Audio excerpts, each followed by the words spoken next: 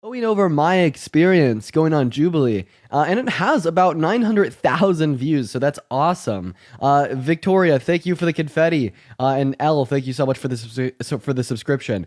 Anyways, for the first 500 people that are coming in here, y'all, make sure that you're double tapping away on that phone screen. We are gonna go ahead and get our first guest up of the stream to debate here very shortly. Please make sure if you're coming in here and you're voting for Trump that you're hopping in that queue. Let's go and get our first guest of the night up in here. Let's go ahead and see what Bobby has to say. Everyone just give Bobby a moment to load in. What's up, Bobby? Are you voting for Trump? Rebecca, thank you for the subscription. Yeah, I'm voting for Trump. Okay, how old are you? I'm 18, or I'm 19 next week. Okay, so why are you voting for Trump? The economy was better. He's got a better stance on the border, and I am against abortion. I think you have to say AB on here. You could say abortion. So about the economy being better, how did Trump cause the economy to be better, or how did Biden and Harris cause it to be worse? Well, they had Trump. I was about to say how it got better under Trump, which I'm not the best on policies, but Trump raised the tariffs. He lowered the tax rates on all people. Okay, so first of all, raising tariffs made the economy worse. It destroyed U.S. farmers. It decreased U.S. agricultural exports, and it made the economy so bad that Trump had to bail American farmers out with $28 billion from our federal government. About lowering the taxes, I think that, I liked his tax cuts for the middle class, yet the TCJA as a whole still disproportionately favored the upper class. It spent $1.6 trillion on tax cuts for the ultra wealthy. Meanwhile, Harris's tax plan would cut taxes for that average working class American and disproportionately benefit them more than the ultra wealthy. Well, I don't so much agree with the tax cuts on the ultra wealthy. I don't agree with raising their taxes either. What I think we have to start doing is make sure they actually pay it. Yeah. So here's the thing. So Kamala Harris's tax plan, right, is going to benefit 100 million American workers in the low and the middle class, right, that average working American, right, by increasing the corporate tax rate and introducing wealth taxes on those centimillionaires to make sure that they pay their fair share, right? I just wanted to ask you a question here real quick. Yeah. What's that? Are you referring to like our capital gains tax on the people over net worth 100 million? I just want to ask you a question. Would you ever vote for someone that campaigned on banning all new Christians from entering into the country? Campaigned on banning? Yeah, like what? Like wanted to ban all new Christian entries, right, into the country, right? When did Trump say all Christians can't come into the country? When did he say that? I'm asking you if you would ever vote for a candidate that did say this. Well, if they did the country much, much better and everything was better under them, yeah, I would. Actually, I don't know. Oh, okay. So you're okay with like a xenophobic, like religious? No, I'm not okay. I'm not okay with it. But if it's going to be better for the country. Wait, so you're saying that you'd be? What if a president campaigned on banning all new black people from entering into the country? Well, that'd be racist. So yeah, I would not support that. We gotta get to your point, though. Okay, so if you want to vote for a candidate, that tried to ban all new black people from entering into the country, well then why are you voting for a candidate that wanted to ban all new Muslim individuals from entering into the country? When did Trump do that? In 2016. 2016. When did he do Trump that? is calling for a total and complete shutdown of Muslims entering the United States.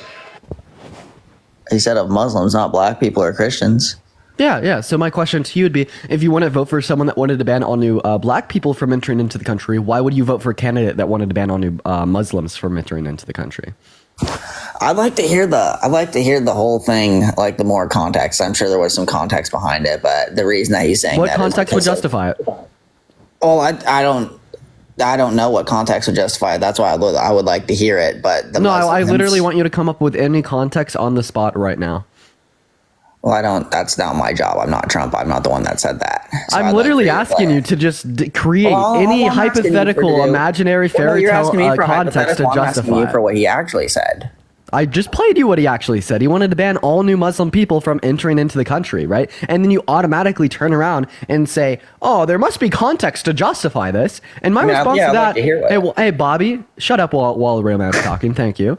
Right? And my response to that is no, right? There's no conceivable possible context to justify saying that he wants to ban all new Muslim people from entering into the country, right? And I'm proving this to you by asking you to just create Create any fucking context in your head, right? Make it fairy tale, make it imaginary. Think of absolutely any context that would justify Donald Trump saying that he wants to ban all new Muslim entries into the country.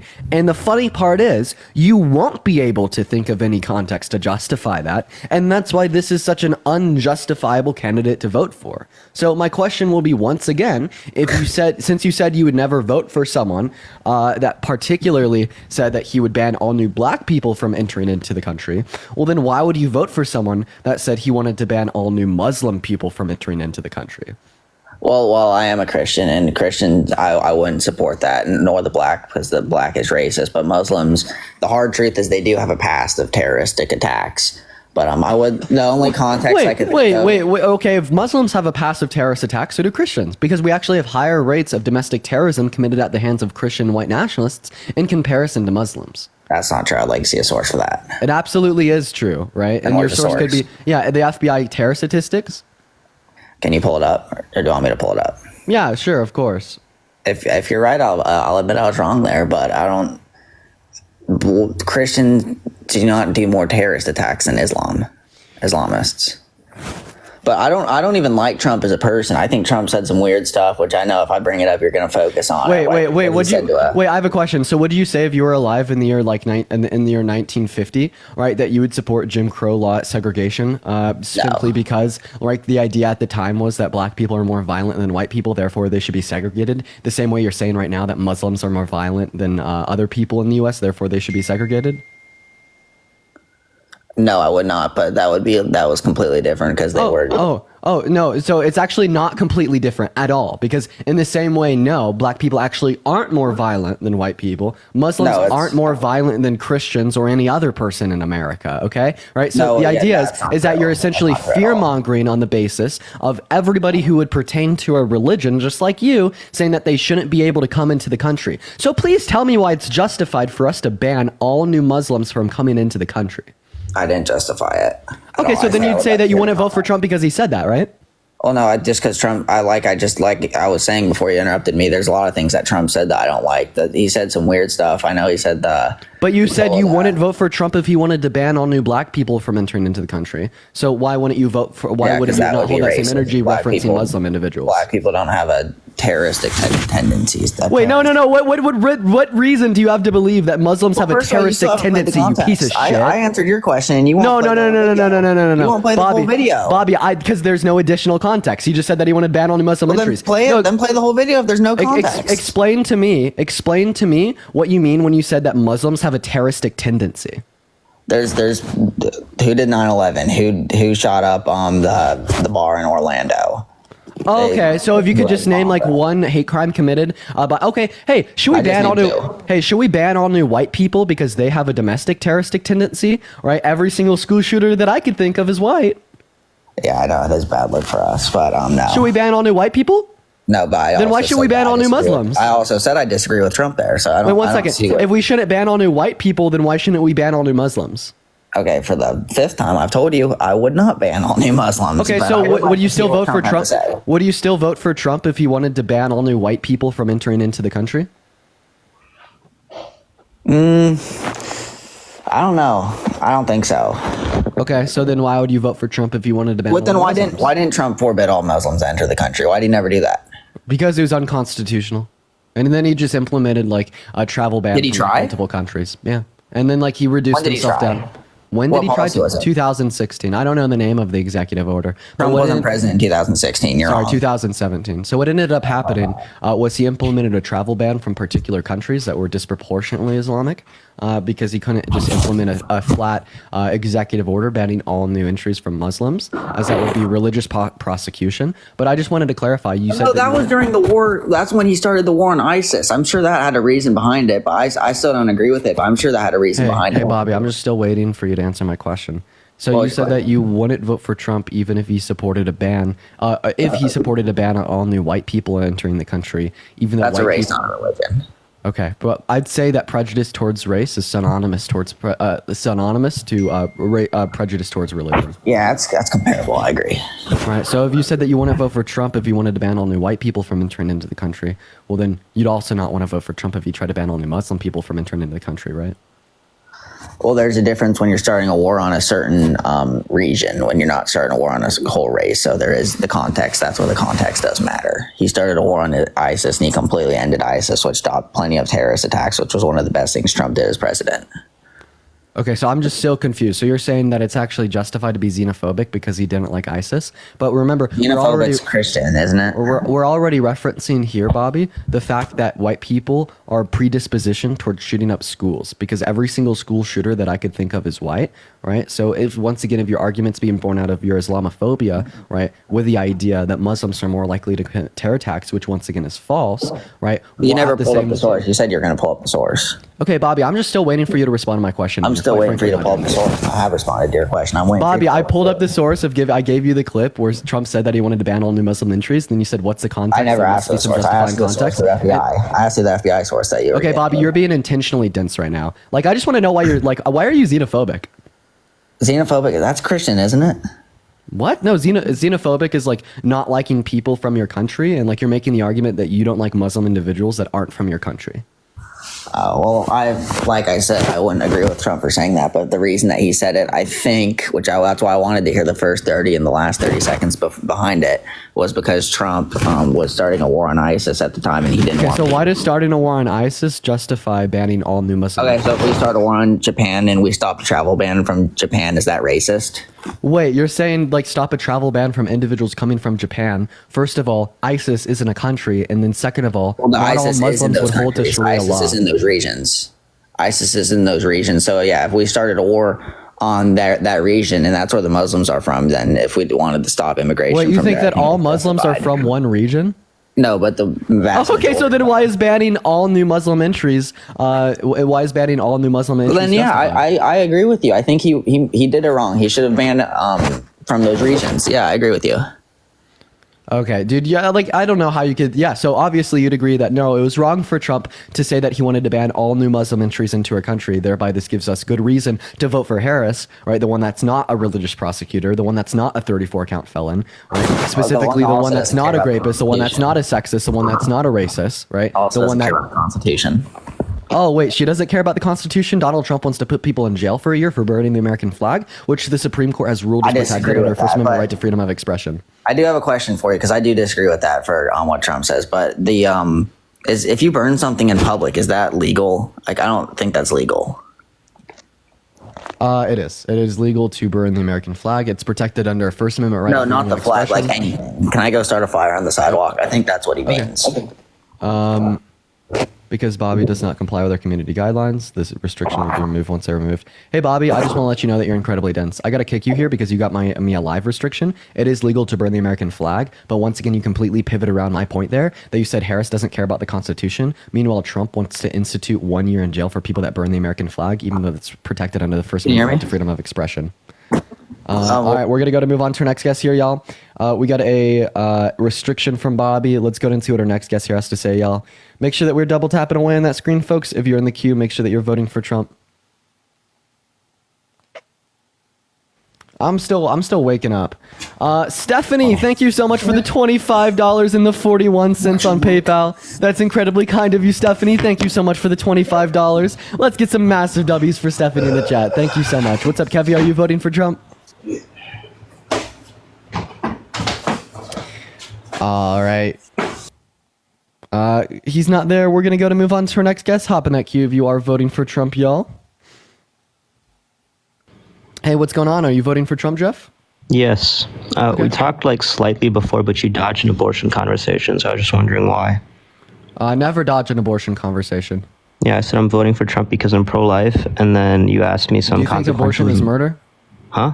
Do you think abortion's murder? I don't know about that. I think it's unethical. Naomi, I appreciate you for the subscription. Okay, well, if abortion's not murder, why should it be illegal? Because I don't know what you would classify it as, but I would say it's an injustice. Okay, if it's not murder, why should I care? Because it's unethical. What? So how do you define murder? Again, I'm not saying it's murder. It would probably be a different charge for it. I don't even know. Jeff, I'm asking you, how do you define murder? Probably the unjust unaliving of a person.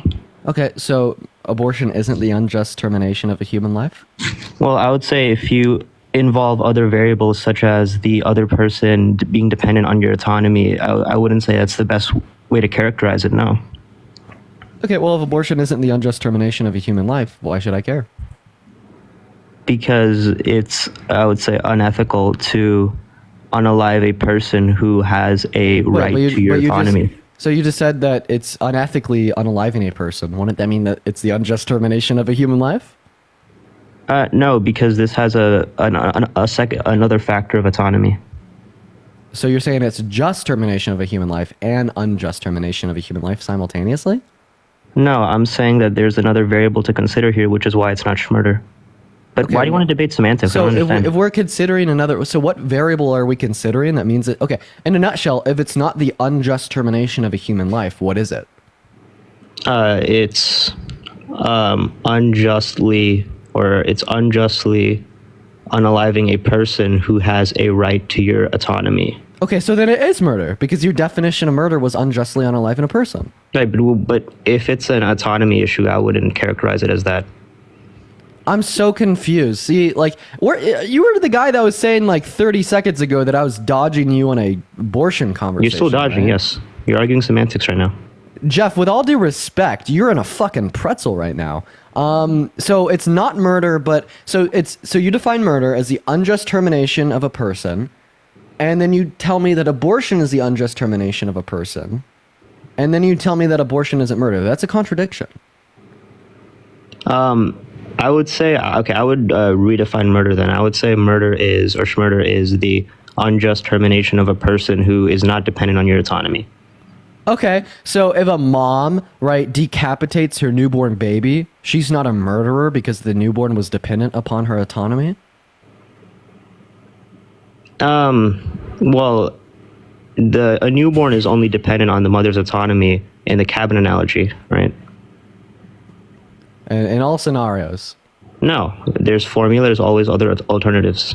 Who has to give the baby the formula, Jeff? Well, that's not an autonomy resource, What's an autonomy resource? right? The mother doesn't sacrifice her autonomy to give the infant breast milk or Yeah, she formula. does. No, she doesn't. She just has to go to the store and get it. That's not an autonomy infringement. If the mother Or she, doesn't or go she to can the, even hire someone else to do it. That's not an autonomy infringement. if the mother doesn't go to the store and get the formula, what's going to happen to the baby? It's going to pass away. But again, that's not an autonomy infringement. That's not how I would define it. But you see, you're What's just arguing what's an semantics. autonomy infringement? It's what do when you even mean by it's that? when you have to give up your own bodily resources to sustain someone else. Yeah, so so you're making the argument that parents of a newborn don't have to give up their bodily resources to sustain the life of their newborn? No, I'm not making that argument. I'm saying in Okay, most then they do. situations they don't have to.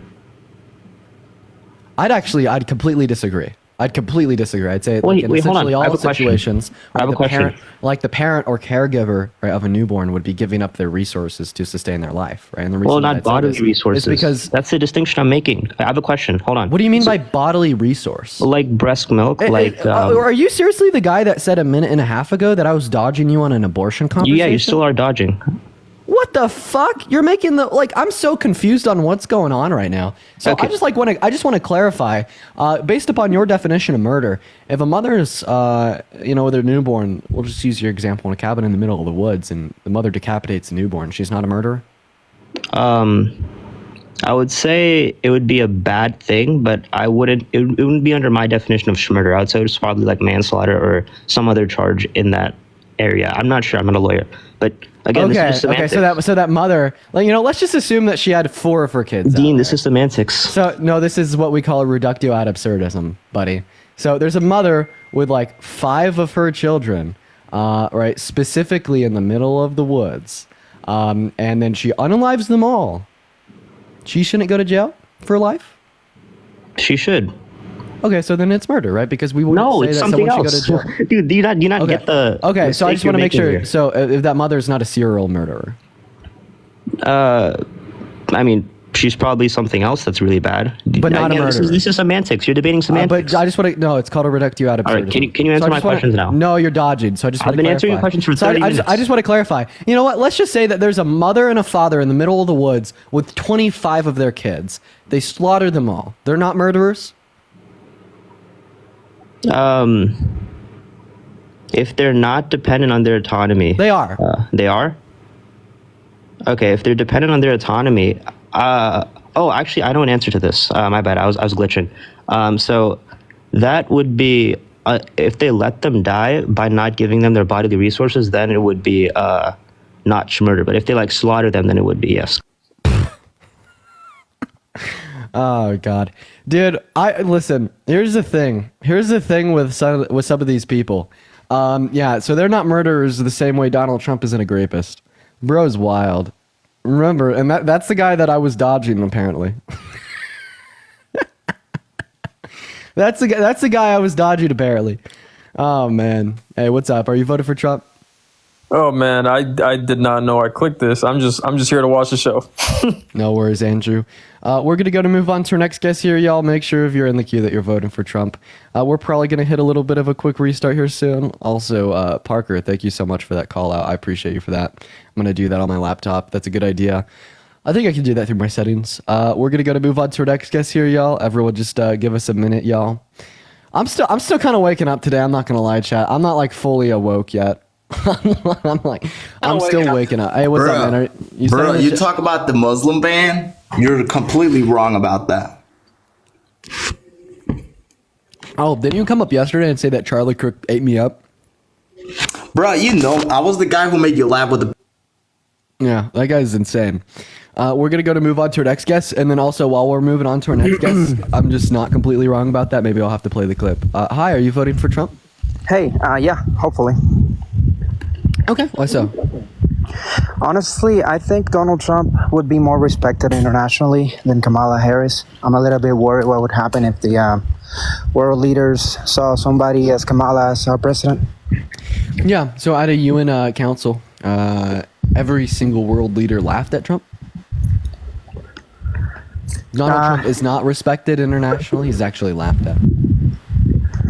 Well, I would beg to disagree. Honestly, Donald Trump is the only guy that has shaked Kim Jong-un's hand, and that guy was pretty scary. So that was quite an achievement. Wouldn't you agree?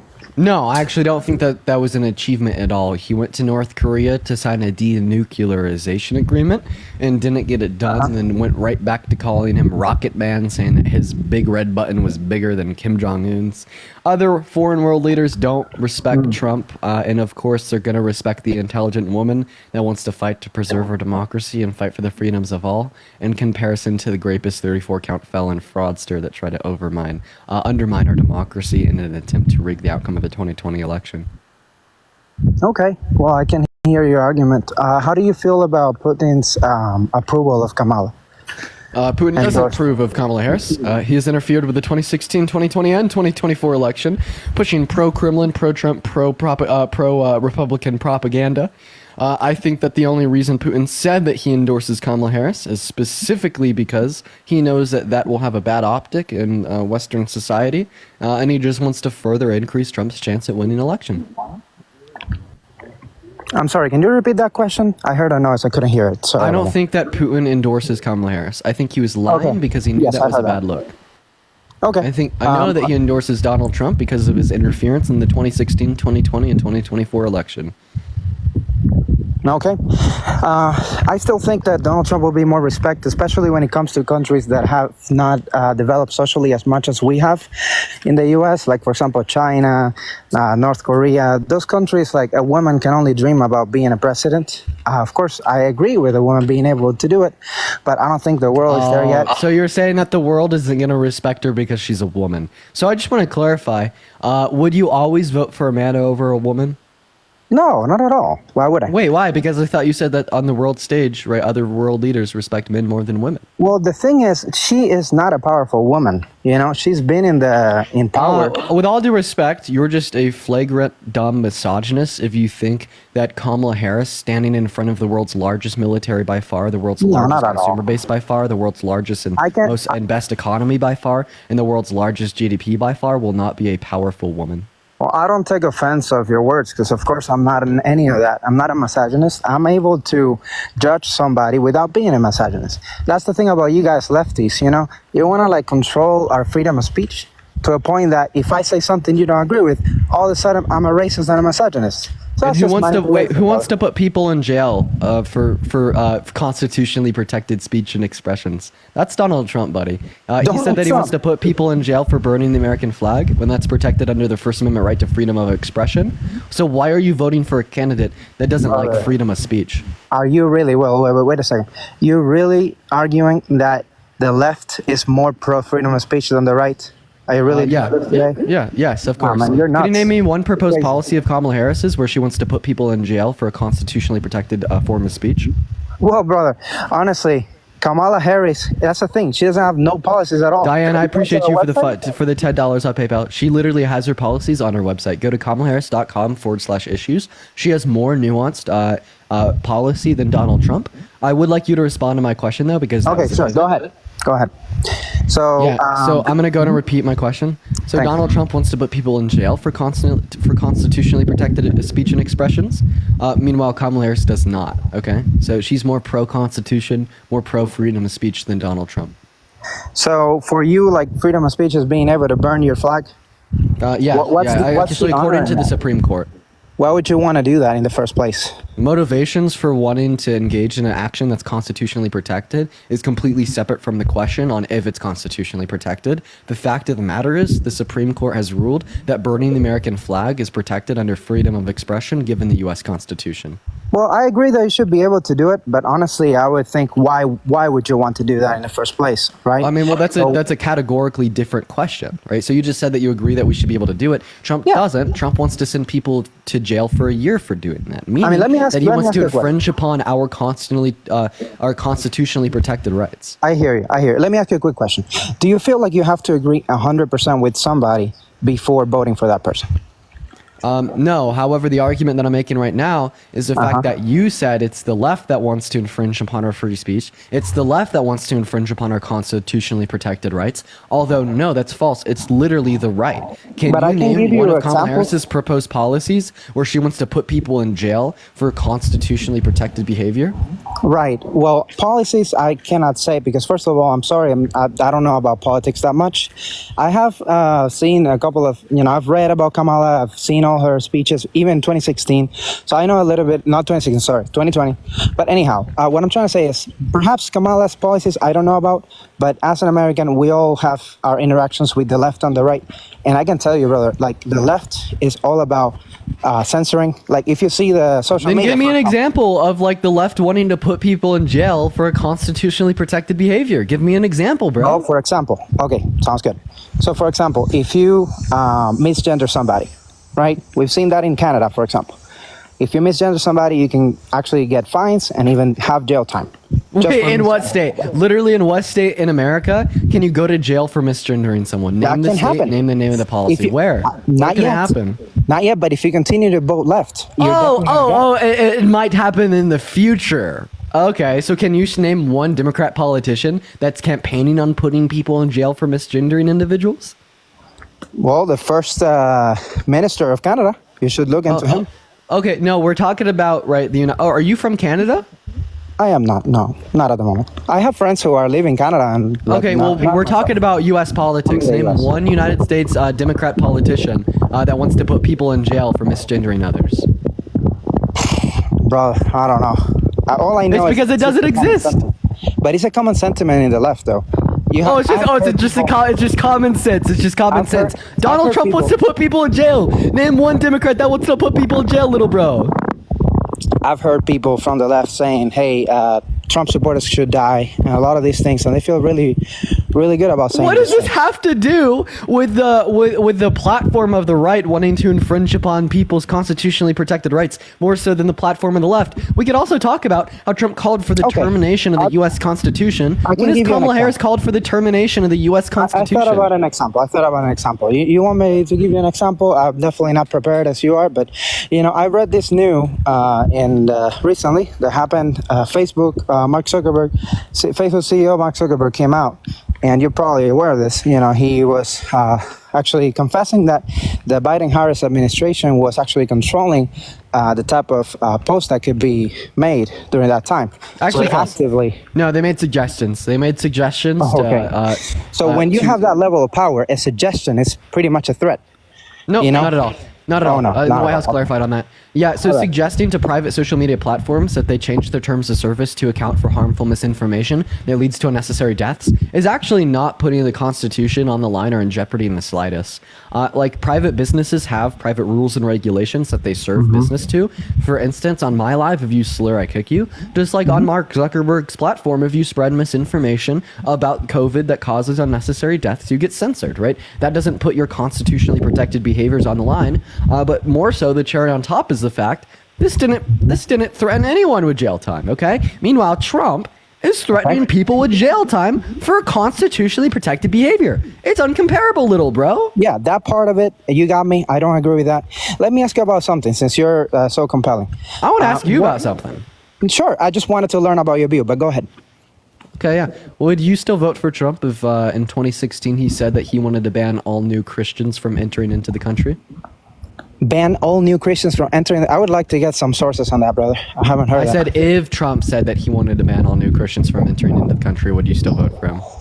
To ban all new Christians from entering the country. I would have to see his thoughts behind that. Why? I mean, he has to have a reason. If he has a good reason for it, then probably. If not, then nope. I don't know. What's one good reason for banning all new Christians from entering into the country? We're in the same page. This hasn't happened, right? Yeah, it's a I'm not hypothetical sure what question. I'm not sure what kind of games you're playing here, but let me give Ashton, you. I appreciate you for the $10 on Venmo. Tell him to keep to one subject and to have sources. Yeah, this guy's pivoting like all hell. Ashton, thank you so much for the $10 on Well, Venmo. I really okay, appreciate sure. you for that. Wait, so I'd like a clear answer here. Would you vote for Trump if in 2016 he said that he wanted to ban all new Christians from entering into the country? I just want to clarify. You could ask me the same thing about Kamala Harris, and you know what I'd say? That's what I'm trying to No. ask you. I'm trying to ask you about your point of view, but I'll leave you finish with this point. Without further explanation, like real reasons, I wouldn't be voting for Trump for such a stupid argument. Okay, so you want to vote for Trump if he wanted to ban all new Christians from entering into the country. So I in said no. 2016, in 2016, Trump did say that he wanted to ban all new Muslims from entering into the country. So why would you vote for someone that wanted to ban all new Muslims from entering into the country, but not someone that wanted to ban all new Christians? Okay, Motive, well, first thank of you, all, the dinosaur. I'm not a Christian, and I didn't say. I just said that I wouldn't vote for Trump. So you just assume my point there. So I don't know why, but let's go ahead with your scenario. His decision with the Muslims, there's a context behind it. We all knew that all the terrorism that was happening, and unfortunately, most of the terrorists, actually all of the terrorists that did those things in 9/11, they proclaimed themselves Muslim. So they have that in common, right? The first thing you have Hey, to would do you be is able to give me a source that indicate that domestic rates of terror from Muslims is higher than that of like white Christians?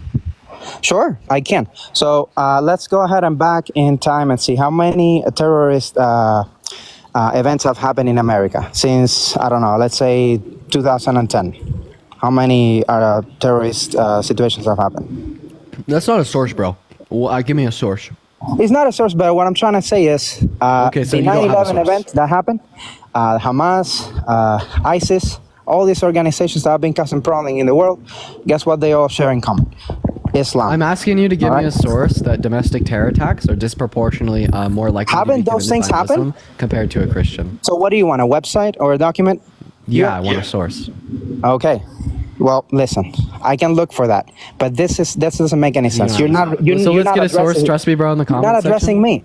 I told you, having Because those you're not things giving me happen- a source, right? You're just But I pointing told you out things that are right, factual. You're pointing out like specific terror attacks committed Yes. by Muslim individuals. But Exactly. that doesn't account for their proportionality or propensity to do so in comparison to white Christians, right? So what I'm asking you for is a source. How to many white demonstrate Christians that have they're blown up? Like, disproportionately more likely. how many white Christians have taken control of airplanes and blow it up against American buildings? How many? So Give me a once source, again, bro. you're just Give taking me a source, little 9/11, bro. and then you're like, how many white No, Christians but give me. have done that? You're pivoting. Well, I mean, give me a let me source, just- little bro. So I'm not pivoting. You are, because I asked Oh, you really? for a source to justify your claim. And now I'm asking that you for Islamic one. and a source for what?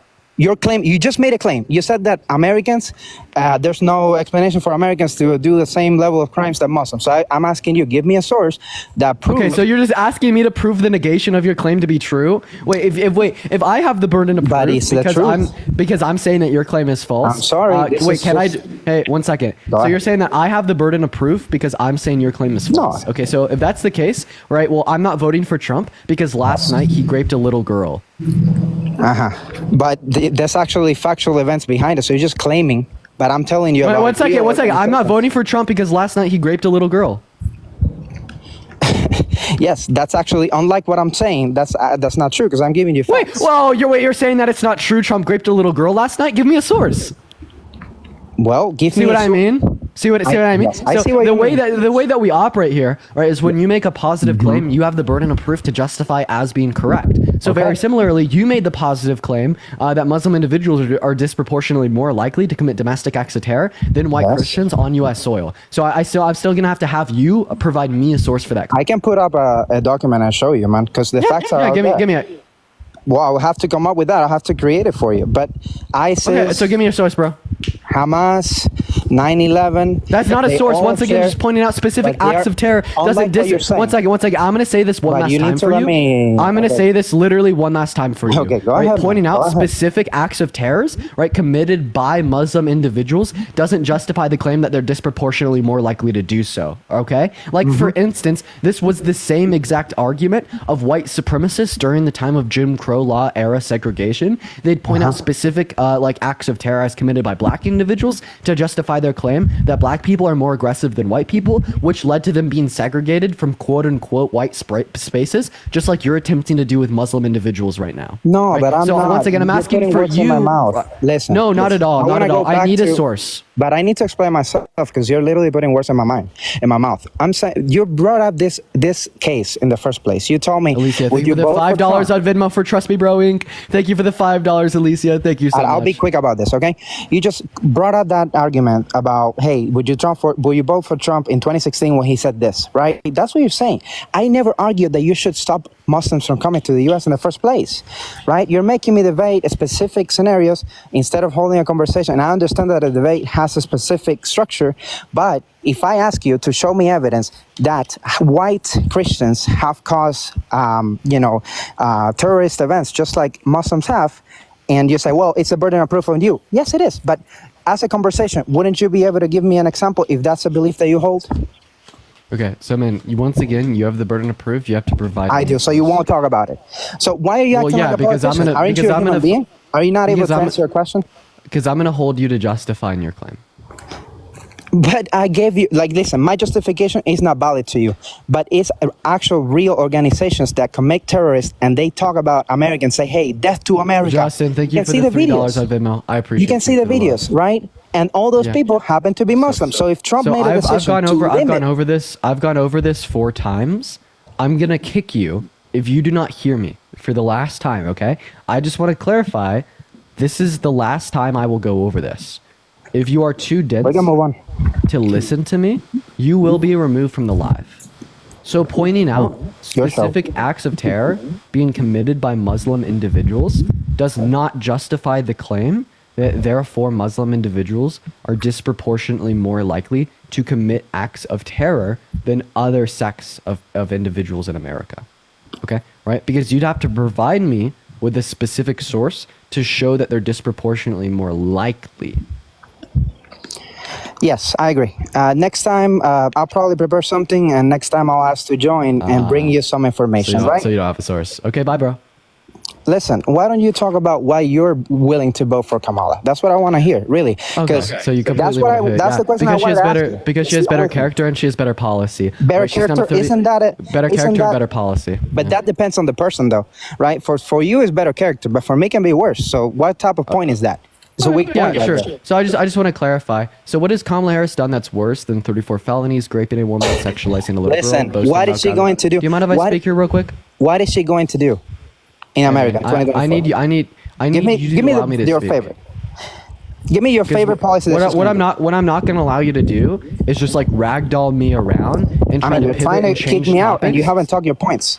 Okay. So there's the third time you've interrupted me in about 30 seconds. Can you control yourself? Can you act like you're an adult? I mean, you were about to kick me, so that's why I accelerated. Sure. Okay, great. So I'll say this once again. I'm voting for Kamala Harris because she has better character and better policy. All right. So then that's where you interrupted me and you said, well, better character is subjective. Just got a weak ban on the main account for misinformation. I don't know what I said that was wrong. However, it is what it is. It is what it is. It's so good to see you all. Everyone, welcome back in here. So we just got a weak ban. That's so annoying. I hate that so much. Anyways, welcome in everybody. For everyone tuning into the stream, it's so good to see you all. Make sure that you were double tapping away on that phone screen, sharing out that live with a handful of friends. We're going to go ahead and hop right into the debates, y'all. So it is so good to see you all. What's going on, Danny? Welcome in. Yo, Camille with the $75 on Venmo. That's insane. Oh my God. Let's get some W's for CAMILLE in the chat right now for this $75 saying, I downloaded Venmo to send you this. I'm a boomer and I'm so proud of our Gen Z. You are so awesome. Thank you so much for the $75 on Venmo. You're absolutely an icon. I love you. Thank you so much for the love. Let's get some W's for Camille in the chat right now. Thank you so much for the $75 on Venmo. You're so awesome. We're going to go to get our first debate of the night up in the box, y'all. If you're but I want to see some W's for Camille in the chat for at least the next 10 minutes. Thank you so much for the $75. What's going on? Are you voting for Trump? Yes, I am. Okay, why so? I mean, would you vote for a criminal? Yes or no? Yes, I appreciate you so much for the superpower for criminal, depending on what the crime is. I mean, it's yes or no. Would you vote for a criminal? Like maybe like a non-violent criminal, but definitely not a violent one. Okay, so do you think DUI is not violent? Can you repeat that? Do you think DUI is not is a violent crime?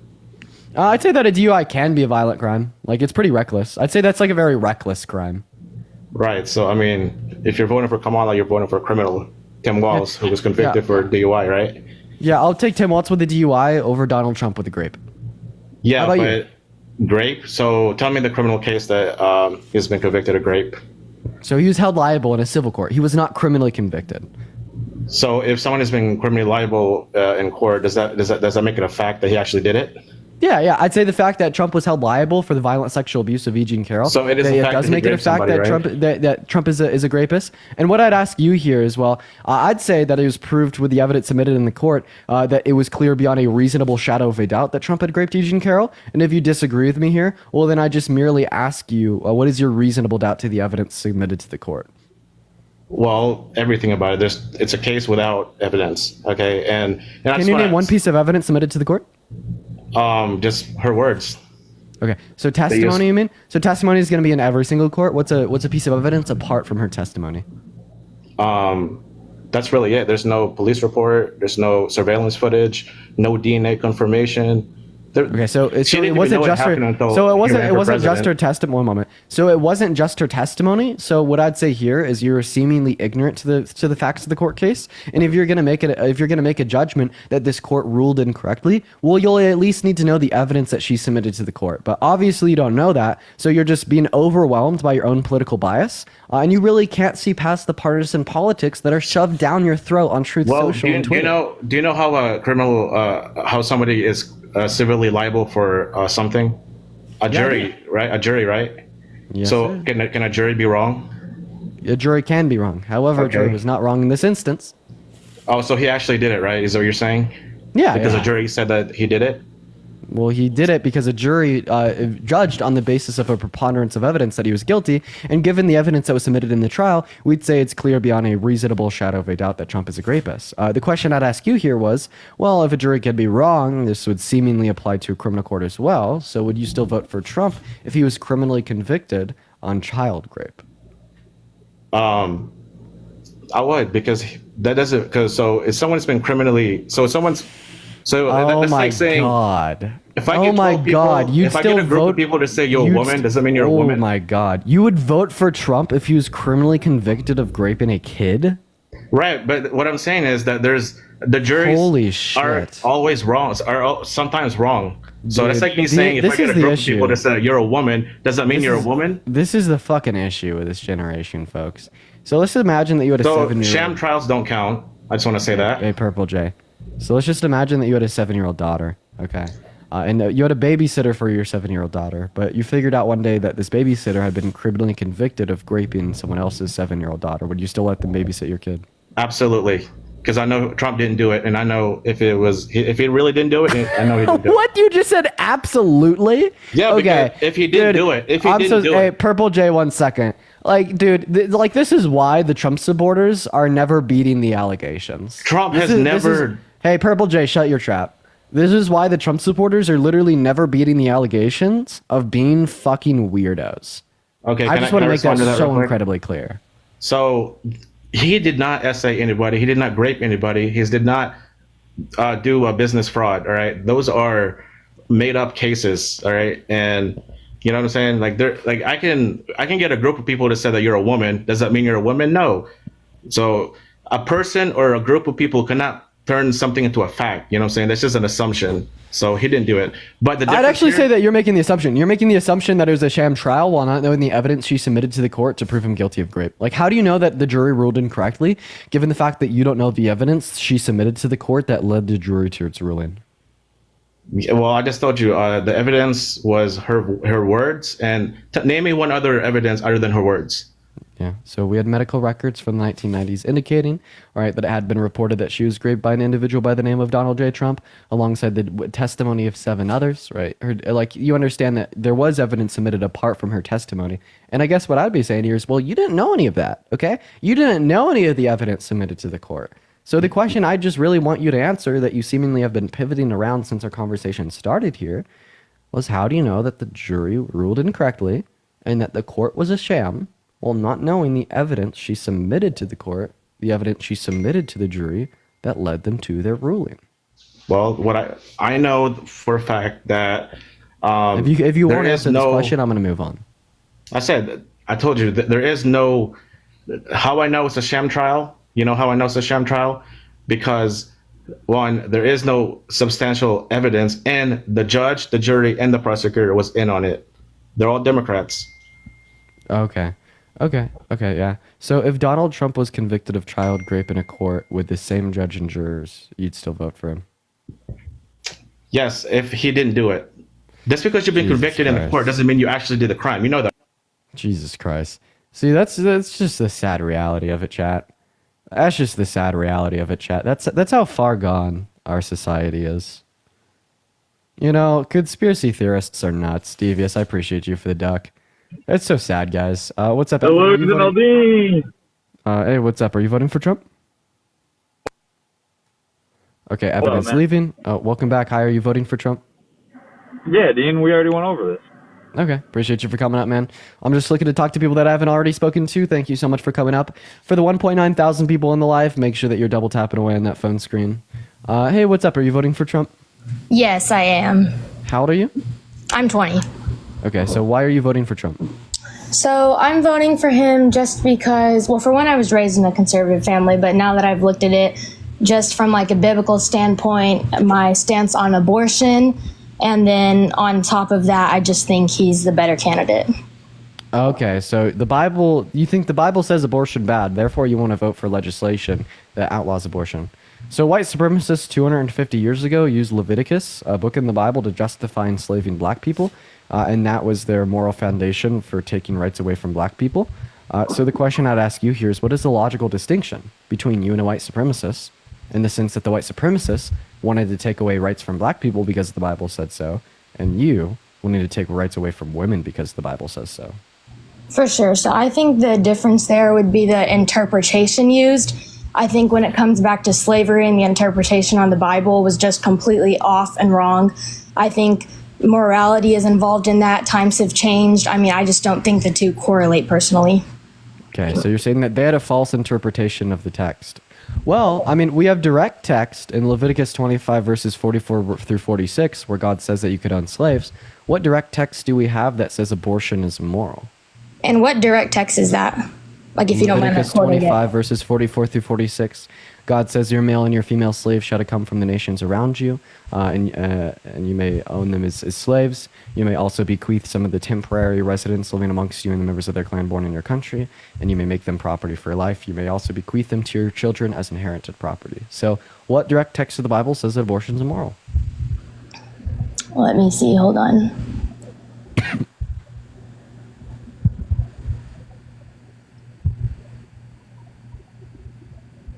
So I think in this sense, just from reading, I know I haven't directly looked into that verse, but when it's talking about, you know, the slaves around you, these being your people, I think it's talking. Why don't you want to answer my question? What was that? I asked you a question, dude, and you're not answering it. Okay. You said that the white supremacists had a bad interpretation and you have a good interpretation. So I would what I'm say saying here is that the white supremacists had text or reference that said you could own slaves. I'm going to say that if anything, it's more likely you have a false interpretation due to the lack of direct text in the Bible that says abortion's wrong. So just from looking at it online, it says that the Code of Leviticus explicitly allows participation in the slave trade where Israelites were allowed to buy non-Israelites as property that could be inherited. So I think it would be different. It's not talking about, you know, African Americans being slaves. This was a completely different context. Like I'm saying, I think the interpretation was out of the context. It didn't apply at the time. I'm only going to ask you this question one more time. Okay? This is the last time I'm going to ask you the question. And if you don't answer it, I'm going to kick you and I'm going to move on. Because for whatever reason, Christians can't answer questions. It's like y'all are the most dense, illogical, irrational people that come on my life. Give me a direct quote from the Bible that says abortion is murder. So I don't have a direct quote from the Bible off of the top of my head that says abortion is murder. Okay, so can I just say that you have a wrong interpretation, just like the white supremacists? A wrong interpretation of the Bible? Yeah, like you're incorrectly interpreting the Bible to come to the conclusion that abortion is murder, just like the white supremacists incorrectly interpreted the Bible to come to the conclusion that slavery was okay. So I would say that abortion is murder off of the Bible, just off of the morality standpoint, off of the 10 Commandments, that once a life is conceived, you shouldn't kill. That would be murder. You know, once it is formed and the egg is fertilized, that would be the point where you are murdering against the 10 Commandments. Yeah, just like they'd say the Bible says in Leviticus 25 that slavery's okay. Listen, the point of what I'm getting at... I think that was a different time that was spoken wrong. Oh, okay, that was at a different time, then so were the 10 Commandments, because the 10 Commandments are actually earlier in the Bible than Leviticus 25. But the 10 Commandments are a morality, from a morality standpoint, and the slave interpretation was more of a fact interpretation based off of opinion. The 10 Commandments are based off of morality and who you should be as a person, not as the fact of whether you can or can't own slaves from the Bible's interpretation. Yeah, so that would be a moral judgment in Leviticus 25 when God says that you may own slaves. You'd only say that you may do something that is either morally permissible or morally good. For instance, if God said that you may murder your neighbor, would God be doing something wrong? Well, according to the gold medal. According to the Bible, you would follow the text laid in there, but from a moral standpoint, yeah, what it lays out in the Bible, that would be wrong. Yeah, so if God were to say that you may murder your neighbor, right, well, God would be doing something wrong because it's implied that murder is bad, okay? So when God says that you may enslave your neighbor, right, it's implied that murder, that owning slaves in this context is good, because if owning slaves in this context was bad, well, then God wouldn't say you may enslave your neighbor. But again, they could have taken slavery a whole entirely different way and used a different race. I mean, what's to say that, does the Bible have a strict, and point me to it if it does, saying strictly African Americans will be the ones, if that's what you're referencing, I assume, to be the slaves? So it would fall Like, under how the did- category of Israelites and non-Israelites if you want like a little bit of like your Bible historicity. So the white supremacists actually held to the claim that they were the true Israelites. Meanwhile, the African Americans were not. They were non-Israelites, thereby justly leading to their enslavement, given the clauses laid out in Leviticus 25. I think my overwhelming point here would be the fact that I see no logical no logical separation between your interpretation of the text that would justify, given your worldview, to take rights away from women, and their interpretation of the text that would justify their worldview taking rights away from black people. Okay, all right. So this is why I say that inherently Christianity is a faith-based belief with no fact or evidence to justify it as being objectively correct. And we shouldn't use faith-based beliefs to push or propone for legislation because of the negative outcomes that this has historically led to. So what we'd say here is that you can be a Christian, you can uphold the view that abortion is wrong, and thereby you can never get an abortion yourself. However, simultaneously, you should recognize that this is an inherently faith-based belief, and you shouldn't push that belief of yours on others through legislation. Right? And this is why I'd say that we should vote for Kamala Harris, because Kamala Harris wants to ensure all 170 million American women and girls federally protected right to make that choice for themselves, allowing Christian women to choose to never get an abortion, and allowing non-Christian women to choose to get an abortion if they would like to, dependent upon their individualistic circumstances. So I agree that it should definitely come down to the choice, like you're saying, yes, depending on your religion, make the choice you want, First Amendment right.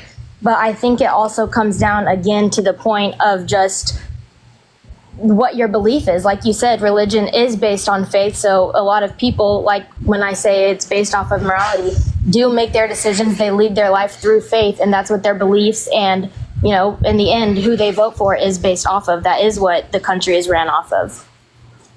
Yeah, but we shouldn't. It's actually not. So we shouldn't use faith to justify policy. Like for instance, if I just have faith that taking taking 50% of the net worth of every single billionaire and reinvesting it back into the economy would lead us into the next golden age, thereby voting for a socialist candidate because I believe this would be good policy without reason, just on the basis of my faith, would that be a justified reason for me to vote? And Jessica, thank you so much for the golden boxing glove. Let's get some W's in the chat for Jessica. Thank you so much. Massive W's for Jessica down below. Thank you.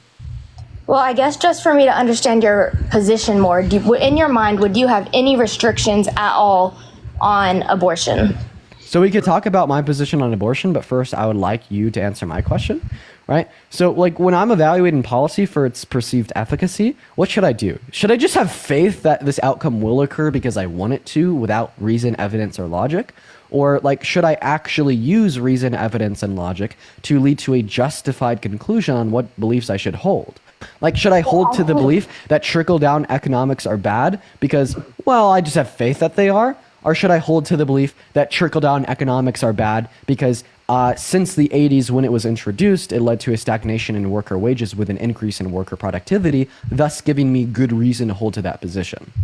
So I would say there are some facts that do back up, that abortion would be murdering, a life, taking away life, because, for example, I saw it brought up in the debate with you and Parker, the brain waves can be detected as early as 6 weeks. And so there... Terminating a life is not synonymous to murder, okay? For instance, if someone intruded upon my home and wanted to kill me and my family, and I unalive them right back, did I murder them? So no, but I would take it in the sense that... Exactly. So thereby, even though you could give evidence that abortion would be leading to the death of a fetus, doesn't provide reason for us to believe that that's murder. Because the death of a human life doesn't necessarily equate to murder. Right? And you're filling in that gap saying that it is unjustified, this is wrong, it is murder, because your inherently faith-based belief in the Bible says so. Right? But once again, we should operate off of this principle that we shouldn't use faith-based beliefs to justify our votes for legislation that impact the life of others. What if I followed a book that was written 2,000 years ago that said all white people are the devil and should be automatically sentenced to death? Would I be justified in voting for a candidate that wanted to round up all white people and genocide them? So in that case, again, I think it would be different. It's not, that's not what happened. That wasn't the law of the land. There is physical scientific evidence that Jesus was on earth at one point. There's evidence of the tomb. I mean, that would be a whole different conversation to get in. There's actually not. I just want to clarify, there is no evidence of Jesus' tomb. So I would say that there is. What evidence exists for the idea that Jesus was placed in a tomb? Let me get my article right here. And there's not. What you're going to find is that the only evidence that exists for Jesus' tomb would be the testimony of Joseph Arimathea in the gospel.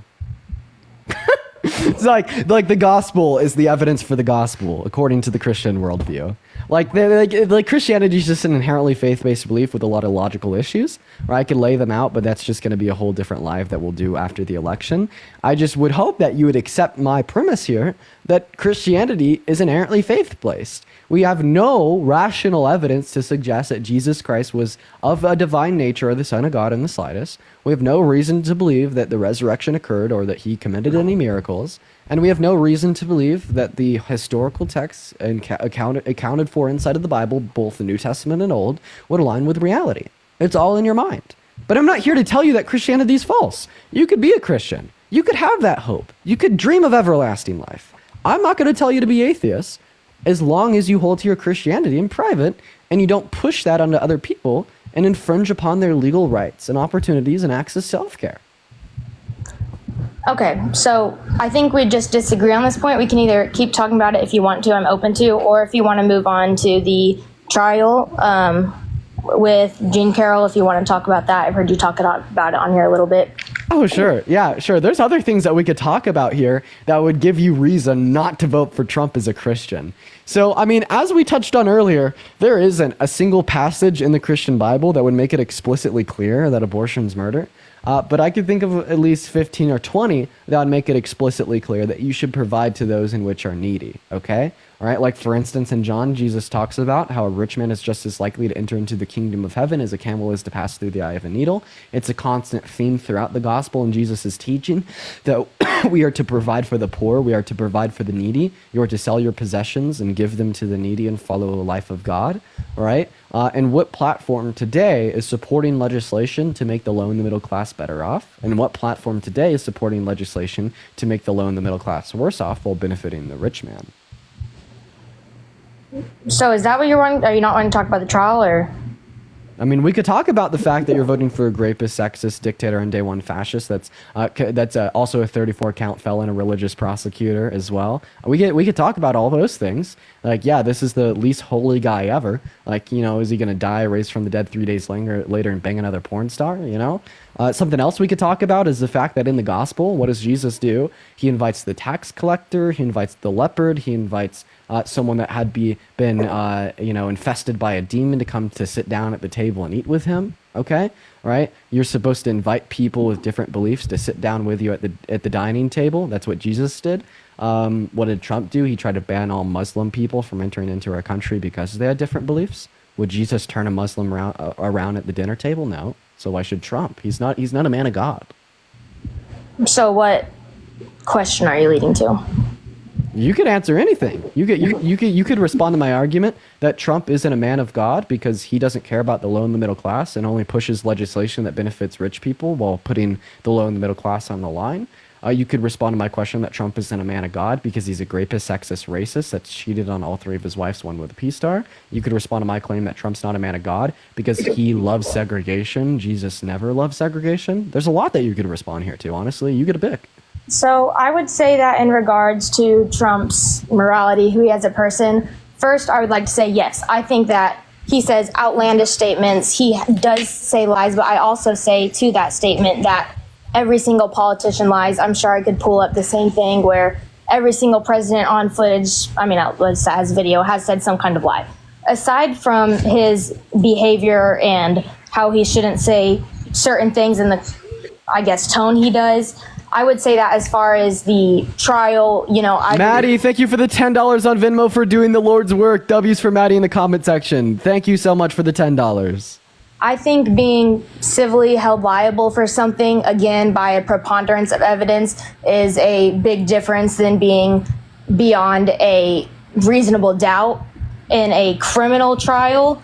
And so I think that it is not the same burden of proof. It's not the same level. You can't have 100% certainty. If I had 100% certainty in my mind beyond a reasonable doubt that Donald Trump did, sexually assault somebody, 100% I would not be voting for somebody like that. But he was not held criminally liable for this. He was only held civilly liable. Do you have 100% certainty that Jesus resurrected from the dead? So that would be faith-based. In my head, I would say yes. Do I have 100% of fact? Okay, so what fact and evidence do we have to suggest 100% certainty in the claim that Jesus rose from the dead? So again, Because the gospel says so? Christianity is faith-based. Jury trial. But remember, earlier you said that you wanted to use this faith-based belief to sway your vote come November. You said that this faith-based belief of yours tells you that abortion is wrong, thereby alluding to you not wanting to vote for Harris. I'm just going to have faith that the civil court was right and that Trump's a rapist, thereby giving me reason not to vote for Trump. So I guess in that sense, it would just say to each your own. But again, so you can't give me a distinction between you believing Christianity is true and me believing that Trump is a rapist. Are you pretty damn certain that Christianity is true? My distinction would be that Please answer my question. Are you pretty damn certain that Christianity is true? Yes, I would say that. Thereby, I'm pretty damn certain Trump's a rapist. So, I'm trying to explain my argument. I would say Christianity is 100% faith-based. That is exactly what Christianity is for. God wants you to have the faith when there is nothing that you can physically see or touch. That is not what any kind of jury trial. And Kamala Harris wants us to have faith, right, when there's, I guess, a lack of evidence, according to in the civil court, that held Trump liable for rape. Wait, Kamala Harris also wants me to have faith that Donald Trump is behind Project 2025. Katie Johnson wants me to have faith that Donald Trump raped her. Okay, right? Like Epstein wants me to have faith that he was one of his best friends and went to the island with him all the time. Like, you understand, right, that I don't see any distinction between our worldviews here. The faith from... Claire, thank you for the $5 on Venmo. Thank you so much for the love. Claire actually asked a good question here. Ma'am, would you let someone that was held liable for sexual assault watch your kids? No, I would not. So why would you let them watch all 100? Well, let me specify. Million American women and girls and kids? Let me specify. I would not let somebody that was held criminally liable. Now, personally, okay. So if you had a babysitter that was watching your 7-year-old daughter, and you figured out that they'd been held liable for raping another 7-year-old daughter that they babysat, you wouldn't care because it's just a civil court.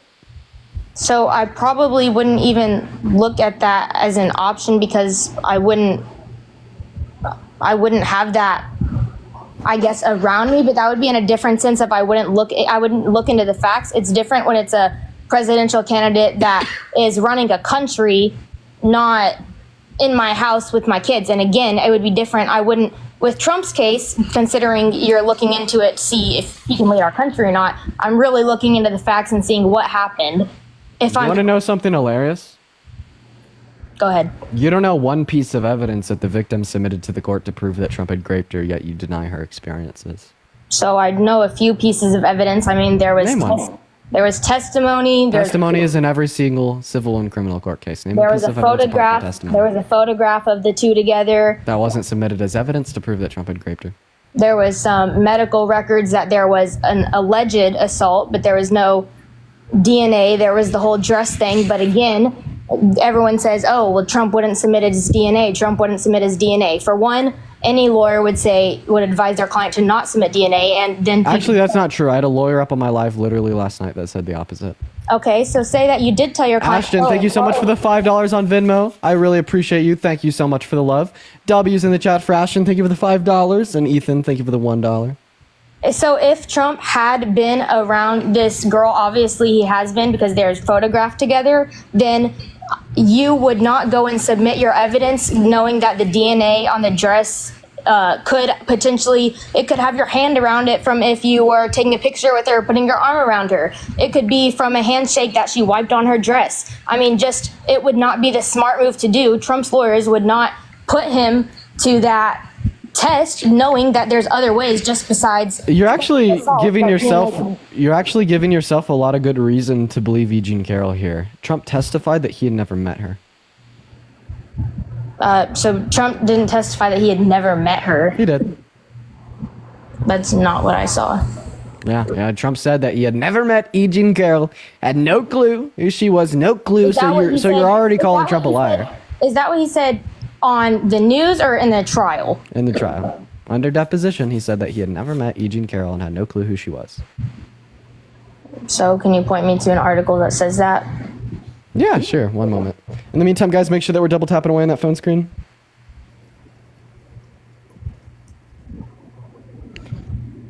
All right. So go to Google, look up Trump says he never met E. Jean Carroll, Time Magazine, and it will pop up. You also have a source from BBC, USA Today, CNN, The Cut, PBS, The Hill, Quora, Fox News, CBS News, and Reuters. Okay, so again, whether Trump, I guess in this case, had or hadn't met them, I mean, that was whether Trump has or hasn't met this girl, Weren't you just saying that Trump did meet this girl, and now you're saying that he hasn't because he said he hasn't, even though you were the one that pointed out the picture with him and her? From what I saw on its face, there was a photograph submitted of Trump and the girl, and what was that? I was just repronouncing a word that I mispronounced. Do you see how, like, you may be a victim of a con man? Like, do you see, like, the mental gymnastics that you have to, like hop through when you're just talking to someone that's, like, forcing you to engage in a logical conversation about why you support this guy? Like, you've already had to backtrack on the claim that Donald Trump had met E. Jean Carroll after learning that Donald Trump said he had never met E. Jean Carroll. Like, does it ever get tiring defending this pathological liar? I said that a photograph was submitted as evidence. A photograph of them meeting each other, yeah.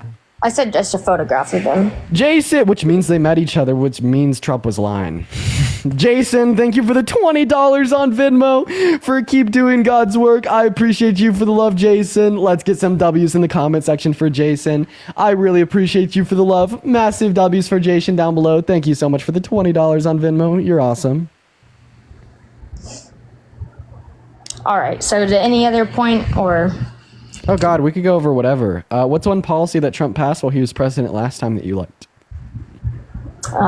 So I would just say with the insurance and medical care.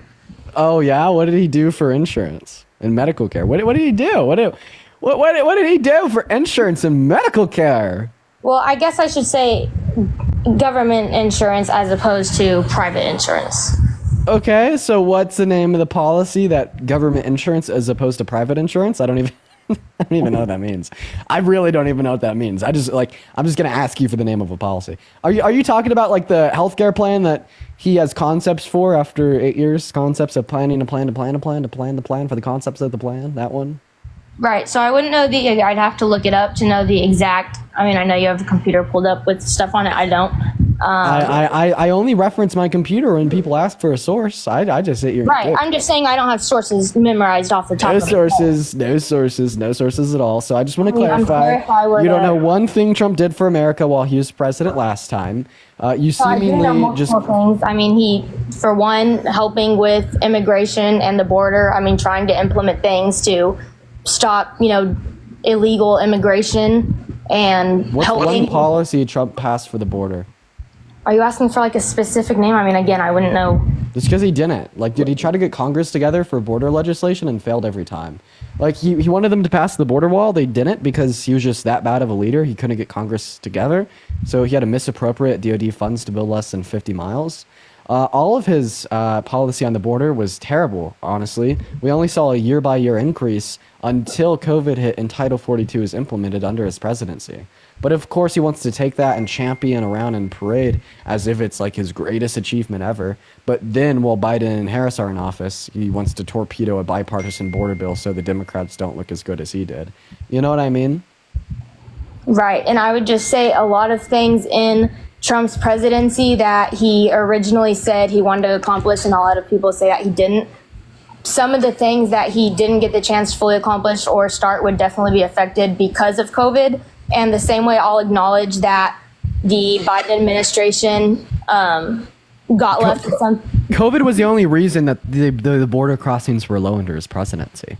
He wouldn't have been able to implement Title 42, which was just an executive order to completely shut down the border if COVID didn't occur. Like, he got so lucky with that, bro. Okay, and then I guess back to what you said earlier about the middle class and people, him being for big corporations and the rich. I do see where a lot of people say that, but he's not just leaving the middle class and the lower class, to the scum. I mean, he's made multiple acts to where he can help out the middle class. I mean, he's made tax cuts for the middle class in his first presidency. Like, it's not just him saying, oh yeah, let's give all the money to the rich, give all the money to the rich. Yeah, so this tax cuts, 83% of the tax cuts in that bill went to the ultra wealthy. Let me ask you a question. Would you support spending $1.6 trillion on a universal income for all homeless people in America? Would I support, say what now? Universal, spending $1.6 trillion on like a universal income for every single homeless person in America. Coming out of, where's that money coming out of? It's just kind of debt. They're just adding debt to our country. There's no real way to pay for it. So I don't.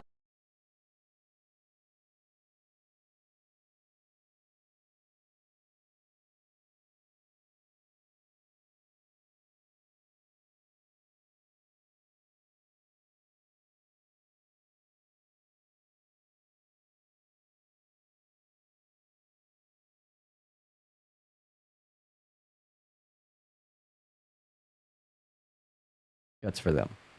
Okay, and what's the figure been on the middle class? 3 billion. Sorry, 300 billion. Okay, but again, you have to look at the different what the companies are. Here it says an income tax of more than $2,000, their tax bill in half. It's a different proportion because it's the same percentage. Can you just answer my question? Why don't you support, spending $1.6 trillion on benefiting the low class, but you do support spending $1.6 trillion on benefiting the high class?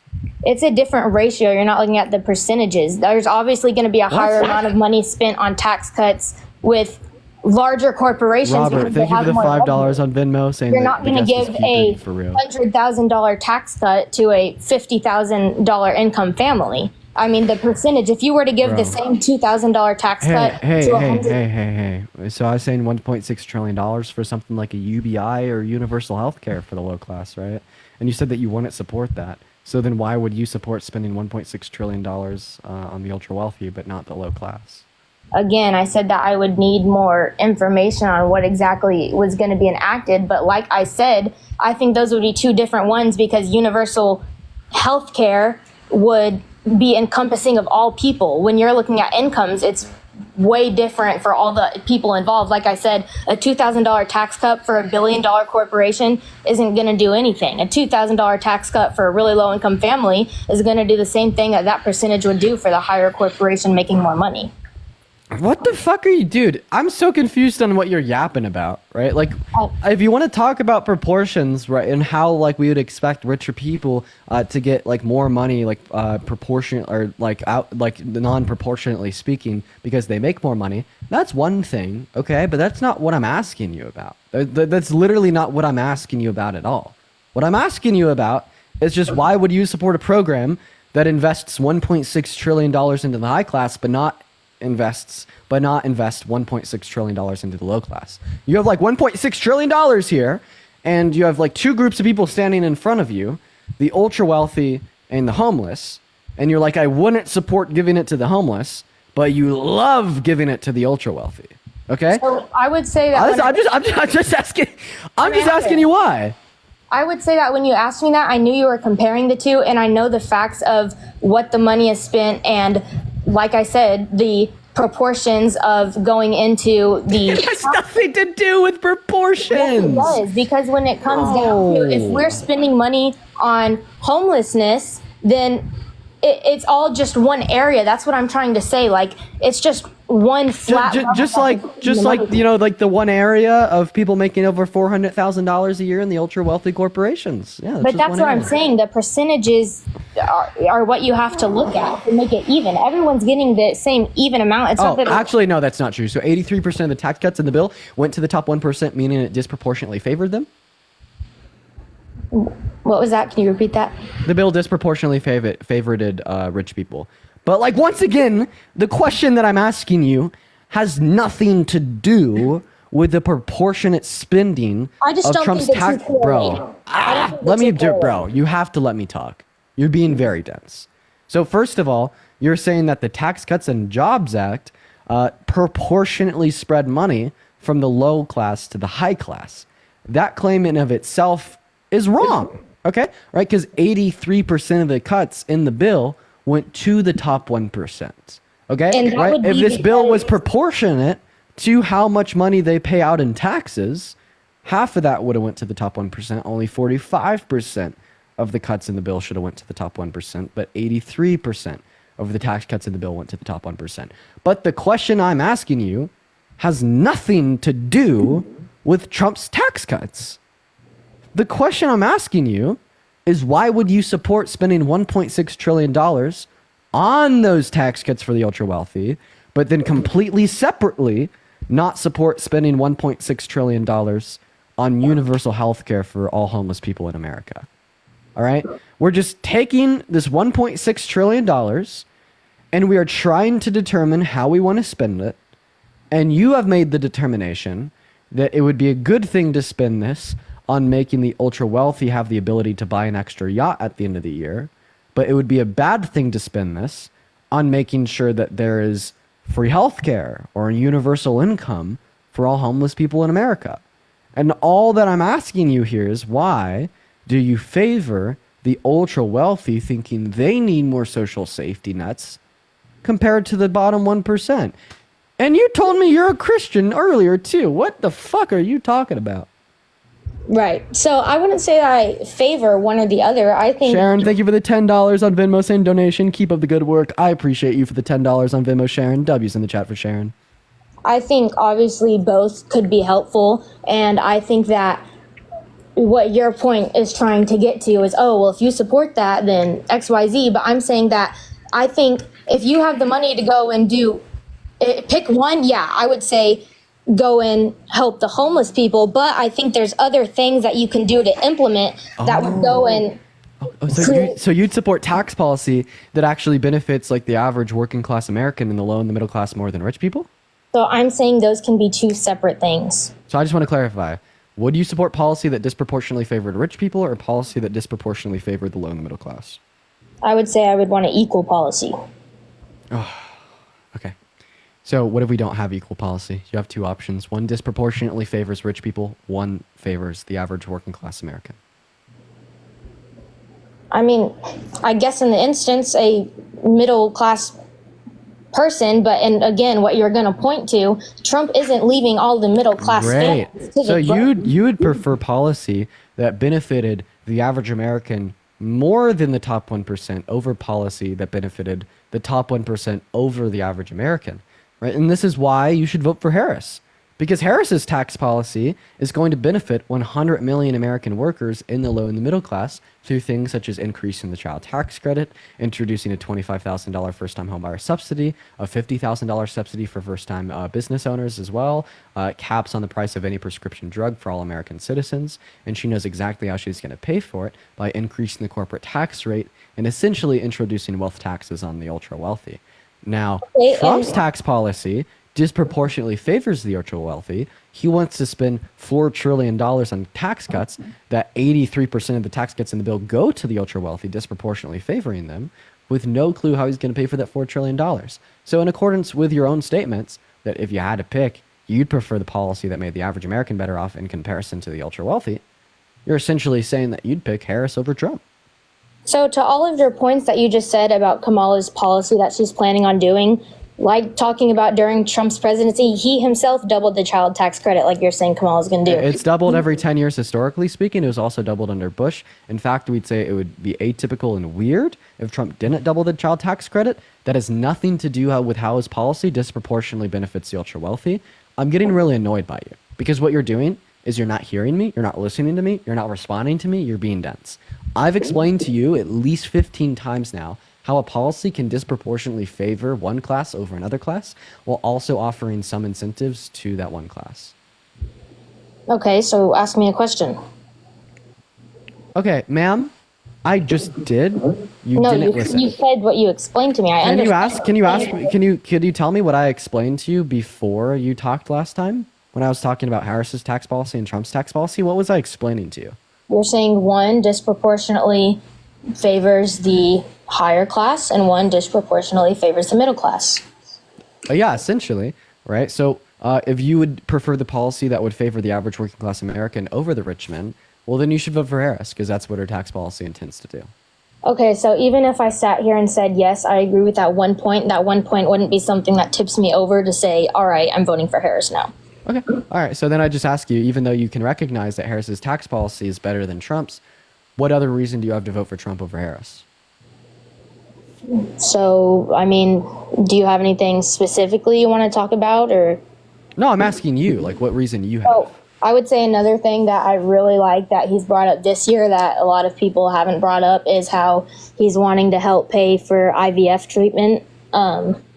I mean, that's something that's very costly, very expensive, and I think that would just be helpful. Yeah, so first of all, right, this would be covered under Kamala Harris's expansion to the ACA as well, like limiting healthcare prices and pharmaceutical drug costs to about $2,000 per year. I've heard some opinion pieces that IVF would be included under that. Then second of all, I don't actually think Trump's going to do that. So before Trump announced like not wanting to tax people on Social Security, not wanting to tax tips, not wanting to tax overtime, his tax policy already added up to about $4 trillion over the course of the next 10 years. Right, since adding on all of these healthcare coverages, etc., it's gone up to about $5 or $6 trillion for 10 years. Where's this money going to come from, man? What money? The $5 or $6 trillion associated with paying for another 10 years of his tax cuts, plus all of these other incentives that he's boasted. So the same way that you just said that, oh, well, your only, I guess, rebuttal to it was, I don't think he's going to do that. I just don't think, I mean, if I were to sit here and say, well, I don't think Harris was going to do that, I know you would absolutely flame me for it. So, I mean, do you have any other reason why I would say you disagree? Well, I mean, I gave you a reason why I don't think he's going to do it, because he has no clue how he's going to pay for it. See, if you said that you don't think that Kamala Harris is going to enact her tax policy because she hasn't announced how she's going to pay for hers, well, then I just dispute that on the basis that she knows exactly how she's going to pay for it, and I could even tell you, right? But the question, or the point that I'm specifically making here, is that Donald Trump doesn't have a plan to pay for his cuts, while Kamala Harris does. Like Donald Trump, right, once again, right, months ago, another 10 years of his TCJA was already estimated to cost $4 trillion. With all these add-ons that he's recognized, it's, you know, going up by the trillions every month, like $5 or $6 trillion now. The reason I'm going to say that Trump isn't going to do this is because he's not going to just print $6 trillion without a plan to pay for it. Well, I The think question that, I'd ask you here, if you'd reject what I'm saying, is, well, how the fuck is he going to pay for it? so I would say that it would go into the private insurances that he promotes, and it would be something that your insurance paid for, and those are premiums that might be higher, but in the end, you're getting that coverage. Oh, so this is actually going to be forcing private insurance companies to pay for IVF, and this isn't going to be an expenditure of the federal government? So I would say that. Okay, well then you just pay for it through the premiums. yeah. No, if that's the case, then you're just paying for it through the premiums. Like, I mean, this is like comparing liability insurance on a vehicle to comprehensive insurance. Like, as soon as you step it up to comprehensive insurance, meaning that your insurance company is also paying for like an accident that you cause, well, you pay like an additional $400 a month. So very similarly, well, if he made it so private insurance companies had to cover IVF treatment, well, all of a sudden, women specifically, because that's how they do it, women specifically would be paying much more for their private insurance. Right, but I mean, I agree that it would be much more expensive, but, you know, even $1,000 or X amount, I'm not going to give a specific amount, but just say whatever amount will still end up being cheaper than the however much large amount wherever you go through it costs to do the IVF treatment. You'll still be saving money. No, then insurance companies wouldn't exist. Insurance companies exist because you don't save money. like if you saved money, right, with the use of your private insurance company, then the private insurance company wouldn't exist because they wouldn't be able to profit. Right, and so what are you saying is what else would you implement? Well, I mean, I think that the only way that this would be feasibly implemented by a Trump presidency is by government funding, right? So I'm just asking you here, how is Trump going to pay for the $4 trillion associated with his tax cuts that he already has planned, plus all these additional things that he's talked about? Where's this money going to come from? Is it just going to spawn out of thin air? I hate how this has become a talking point of the left, because typically the idea, oh, well, is the money for these social programs going to come from? That's typically a talking point of the right. But this election, it's a talking point in the left because Trump has no clue and Kamala Harris does. Where is this money going to come from? Tell me, please. $4 trillion on the line. Where is it coming from? So again, I would just say that I would be requiring insurers to pay for that. Oh, no. I'm talking about the $4 trillion, not just associated, right, with free IVF treatment, but the $4 trillion for the tax cuts before he ever announced the IVF treatment. And then you're so dense, I kind of hate you a little bit now, because I kind of just explained to you, right, how if this was ran through private insurance companies, you'd be paying for it out of your pocket with the increase in your premiums. Again, and I would understand that I would be paying more, but I would still end up paying less. It's kind of just like a... No, you don't. No, you don't. Please stop saying that. I mean, I have multiple treatments that I'm on that I'm paying $200 as opposed to the $16,000 that it actually costs. Dude, I have a question. If the average American saved money through insurance, would insurance companies exist? Not every single person that has medical insurance has medical issues. It's a case by case. Allison, thank you so much for the $40 on Venmo. I really appreciate you for the love, Allison, saying that we want to love our country again. So real, Allison. I really appreciate you for that. Thank you so much. Let's get at least 80 W's in the chat for Allison. Thank you so much for the $40 on Venmo. In chat, please show some love to Allison, y'all. And on top of that, thank you so much, Allison, for the $40 once again. Trump said he was going to raise his tariffs on China to 60%. He said he was going to impose tariffs on U.S. imports. I mean, there's other things that I'm saying that he can there you go. On that isn't being. That's the only thing that you've said about how he's going to pay for his tax policy that could be tried. Okay, because once again about the whole private insurance thing with the IVF, they make money, they don't lose money. Because if the consumer saved more money by investing in insurance, well, then the insurance company wouldn't exist, as the insurance company didn't turn a profit, okay? If a private business in a capitalist society doesn't turn a profit, they either shut their doors or get subsidized by the government, okay? So either the government would be paying for your IVF treatment or the insurance company is shutting their doors.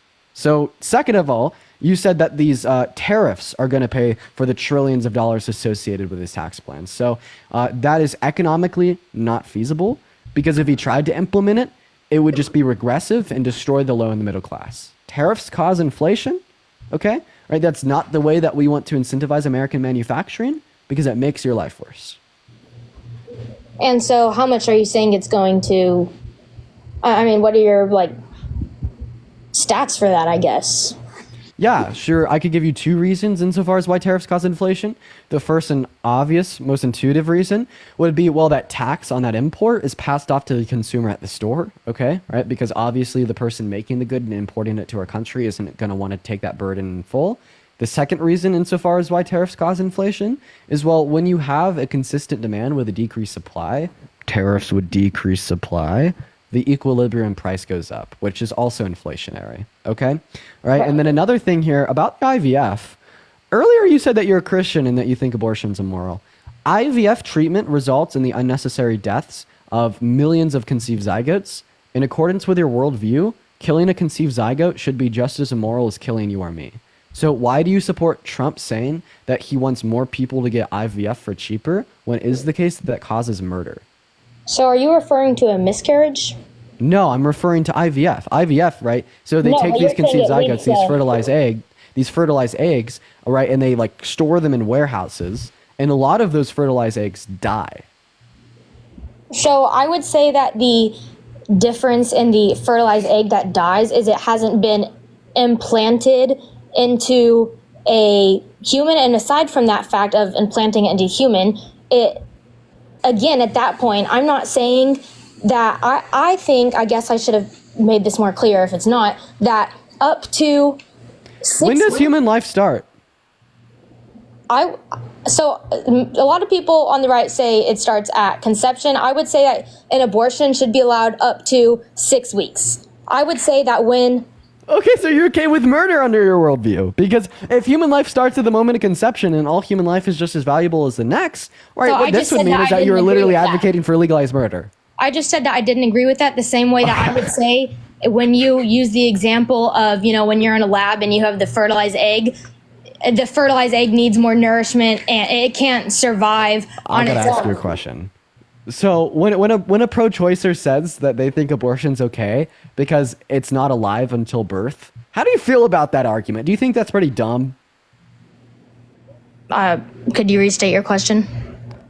So a lot of pro-choicers are pro-choice because they say that the fetus in their womb, right, isn't alive until birth. Okay, right, and that life only begins when the baby is birthed. So would do you you think that's a say pretty that- dumb position?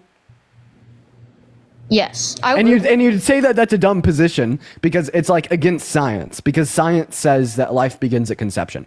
And my point here would be, well, your No, that's position is not also what I- against science because science says that life begins at conception. Okay, That's right? not Because what your I- stance I is would say that when- human life begins at 6 weeks. That's just as trivial and nonsensical as someone that would say that life begins at birth. So would you support abortion in the 8th month? No, I support abortion until about 20 through 24 weeks through like lethal elective abortions. I support like non-lethal elective abortions in the 8th month, and then lethal abortions for like necessary means such as grape, incest, or the life of the mother. Right, but this is completely a pivoting away from my fact, right, about the Okay, so I idea would say- that your position that life begins at 6 weeks is trivial and nonsensical, and it's just antithetical to science, right? Because 97% of biologists agree that human life begins at the moment of conception, right? And if you'd say that the pro-choice argument that life begins at birth is dumb, well, what's the difference between that argument and your argument saying that life begins at 6 weeks?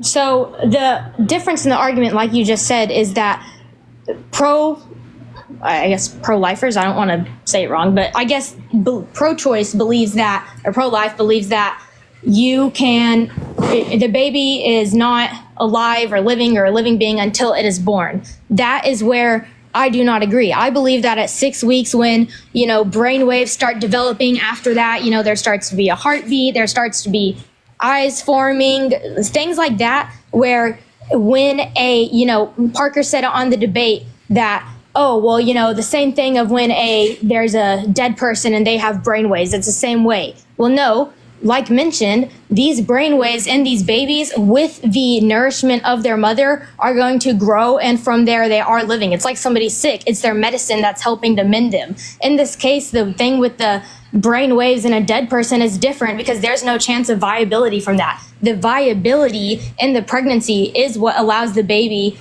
to be living, in my opinion. Okay. Well, this is just easy. I'm on easy street right now. Everyone get ready for the dunk, okay? All right. Everyone start recording, start your screen recording. Just get ready for the dunk. I'm on easy street right now. This is too easy. I'm just living my best life. I'm sitting here on my phone just dunking on people that disagree with me. I can't even believe how easy this is.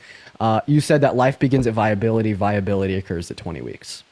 No, I'm saying you're can't not make it up. listening to my point. Yes, I fucking am. You're being so disingenuous. You just said that life begins at viability. You're being so disingenuous. The nourishment of the mother allows that to be viable. I'm saying At 20 weeks. no, when the same argument that I'm making to how brainwaves in the baby increase over time, once those brainwaves start happening, that baby is viable with the mother nourishment. No, you're wrong. You're just literally. Okay, let me ask you a question. What do you think? Before I ask you a question, let me thank a couple donors. Isabella, thank you so much for the $5 on PayPal. Hey, deactivated. I didn't find out I was pregnant until 8 weeks. Yeah, most women don't until 8 weeks. So your position there in 6 weeks is insane. But thank you, Isabella, for the $5. And if you do want to support me, my Venmo, my PayPal, or my bio. We're having a lot of fun on the live here today. So you're saying that viability begins at like 6 weeks. Man, what the fuck do you think viability is? Okay, I guess let me rephrase, not viability, but I believe that in the position of abortion, it should not be okay past the point that where something happens in the human body, like brainwaves in this instance, one of the first things that begins to happen when a baby is forming, that from there at that point, as long as something's not happening with the mother to where she can't continue to nourish that baby will become a viable living being at the 20 something weeks that you mentioned, but Yeah, I homie, think that it would be- homie. back to what we mentioned in the very beginning about your Homie, stance of homie. murder. I wanted to rephrase myself about a point you made. In the very Can I beginning- respond to that real quick? You're saying that it's valuable at 6 weeks because at that point it has the potential to become a person like you or I if left to its natural development, right? But I am not saying in the sense of before the 6 weeks. I'm saying it's different because at that point, nothing has really started happening. There's no brainwaves. You don't even know. Nothing has really started to happen. Wait, shit starts to happen at the moment of fertilization. That's when the sperm implants into the egg, at which then a conceived zygote, a unique human life, spawns into existence. And from that point, if left to its natural devices, will become an individual like you or I. Okay, but you right? don't It's even not know- the brain waves that would classify the fetus as being biologically alive. Okay, we don't use brain waves to classify life. For instance, unicellular microorganisms do not have brain waves, yet unicellular microorganisms are alive. And brain waves don't denote potentiality for organic growth of a entity, because we would say that same potentiality for the same organic growth of a conceived zygote at the moment of conception if left to its natural devices, right? So you just have a very trivial and arbitrary standard here in which you are qualifying for moral value. And what makes this view even more it's fucking insane if you ask me is the fact that you're a Christian. Okay, right? Because in accordance with the Christian worldview, I thought all human lives were just as valuable. But now you're saying human lives before 6 weeks gestation have no value, and human lives after 6 weeks gestation have the same value. So if you're a Christian, why don't you associate moral value with humans under 6 weeks gestation? So again, like going back to the point about when you were saying, oh, a murder. So I wouldn't say that abortion is murder. I would say it's a wrongful death, because I would say that, no, you're not necessarily killing. There's not a, able to breathe on it. Really? So when mothers go to Planned Parenthoods, they're not killing a fetus? So a death is still something dying, but I wouldn't say it's murder as, a physical intention. Maddie, thank you so much for the $5 on Venmo, saying been getting me through this breakup. Very much needed the stream. Love you. Maddie, I appreciate you for the love. In fact, a breakup is what made me start streaming in the first place. They're really good to help you focus up and forget about that for a little bit. So I appreciate you for the $5, Maddie. Go ahead. So I would say abortion is wrongful death. Like I said, not murder. I think murder is intentional. I'd have to look at the code, but in Texas, intentionally, knowingly, killing somebody, inflicting that on them. Like in this instance, I just think it is wrong. The whole thing with abortion, I think it is wrong. I do not think that people that go and have abortions should end up in jail. I don't think that they should have some humongous crazy fine. I don't know the exact law that I think should be in place, but I do think that after a certain point in the pregnancy, like I mentioned, the brainwaves, in my particular opinion, this is such a mess. I'm not gonna lie. Also, someone in the chat said $50 to kick. Yeah, I'll do $50 to kick her, honestly. I'd usually do like 100 or 150, but I'll do 50 for her. So yeah, this is all over the fucking place. I'm not gonna lie. So you're saying that so you're saying that murder is the intentional killing of a human being, and then you're saying that women who intentionally go to a Planned Parenthood to have the fetus killed in their womb are not intentionally killing a human being. Do you understand how that's just like nonsense? So again, the same way that you argue. So would you say abortion is killing? Would you say abortion is killing somebody? Yeah, I would. You would? Yeah. So you're okay in the sense of abortion with killing the baby? Yeah, absolutely. Because I don't think that it's unjust to kill a fetus. I think that it's justified for a mother to kill their fetus in her womb. So I would agree there are justifications to where that can't happen, but you would say just if somebody went out and got pregnant, not saying what I don't believe with is, there should be exceptions for rape, incest, all of that. But wait, why should there be exceptions for rape under your worldview? Oh, I apologize about saying that. But I believe, and again, I know this is contradicting. I appreciate the virtue of you saying that rape victims should be able to get abortions. I appreciate Again, I the think- virtue of you saying that women who get abortions aren't murderers. I appreciate the virtue of you saying that, well, abortions before 6 weeks aren't immoral. But that's all contradictory to your worldview. You understand that, right? Like, you can't pick and choose what you believe, and this is why I say you should just be pro-choice all the way. Just keep this garbled fucking nonsense to yourself. Like, have this view that for some reason humans before 6 weeks gestation aren't valuable and they are after. For some reason you value the potentiality of the growth of the life at a zygote, at a fetus at 6 weeks, but not before. And for some reason, even though all human lives are valuable, it's okay for a mother to kill them if they're raped. It's nonsense in accordance with your worldview. Okay, and you say you're voting how about this? How about this? Just You're voting keep for it. Just Harris keep so one she second. can- Just keep it to yourself. Make that decision for you. Then turn around and let other women make that same decision for themselves and keep their views to them. Like, it's so simple. Like, I'm not gonna lie, you're not giving me a good argument So for the- why women shouldn't be able to get abortions. Like, The this is argument like here is I you're feel like I'm like saying- 1v1ing you're a saying- bot on recruit difficulty on BO2 right now type shit. You're saying pick a side. If I were to pick a side based off my religion, the reason I go with Trump is because Kamala in the debate with Trump, when Trump asked her when they were both interrupting each other, would you support abortion in the 8th and 9th month? Would you? She just laughed. Of course, the moderator didn't ask her. They were asking Trump all these questions. That's a separate thing. I don't even want to get into it. But Kamala didn't answer that. She didn't say whether. Renee, I appreciate you for the $10 on Venmo saying deactivated is setting women back 50 years. Thank you, Texas. Yeah, we're going to have people's granddaughters be born in a generation where they have less rights than their grandmas. It's crazy. Thank you for the $10 on Venmo, though, Renee. So, yeah, she did. The moderators asked her what restrictions she'd support on abortion, and she said the restrictions offered under Roe v. Wade. Okay? I want to ask you a question. Do you think that Kamala Harris is pro 8th and 9-month abortions? So I don't know exactly what. I don't think she said exactly what month she supports it in. Oh, but I'm just asking you, like, are you trying to make the argument that she's pro late-term abortions? Like, if she's elected, there'll be late-term My abortions. argument is you saying pick a side. I'm not giving you a valid reason. I'm saying because of my religion and faith, I would much rather go with the president that's putting restrictions on it rather than giving open arms. I don't know what their policy is going to be, and people could be. I'm not saying she is, but there's a possibility Wait, she's. they literally have the same restrictions. You understand that, right?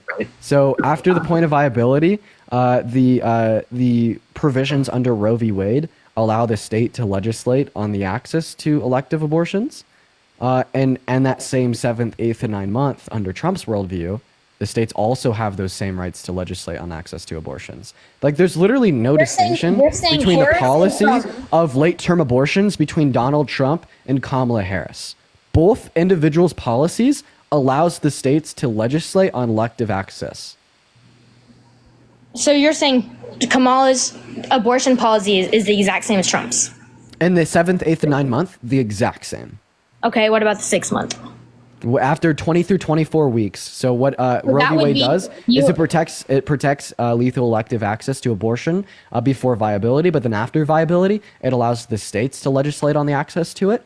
Meanwhile, Trump says it allows the states to legislate on the access to it for all 9 months, right? So when you make the argument that Kamala Harris, right, has bad policy for late-term abortion, she supports them, right? Well, what we'd be saying here is that Trump has the same exact policy around those same late-term abortions because he wants it to be passed back down to the state, right? But like deactivated, you're just such like, this is all nonsense, bro. Like, you can't give me a good argument. You really can't. What my argument I would be definitely think I is- put up better arguments than half the people that are on here that sound like. I'd agree. See, that's a No, low with bar. that, I have wasn't the trying to Trump come on supporters. here and be. I mean, I watch you all the time just because I think it's good conversation. But being that I just think it's something that we won't agree on. I think that Roe versus Wade was overturned for a reason. I believe that the 6 weeks is where I want to draw the line, and I would not be voting for Harris because she extends the line past that. Okay. I apologize, deactivated, but goodbye.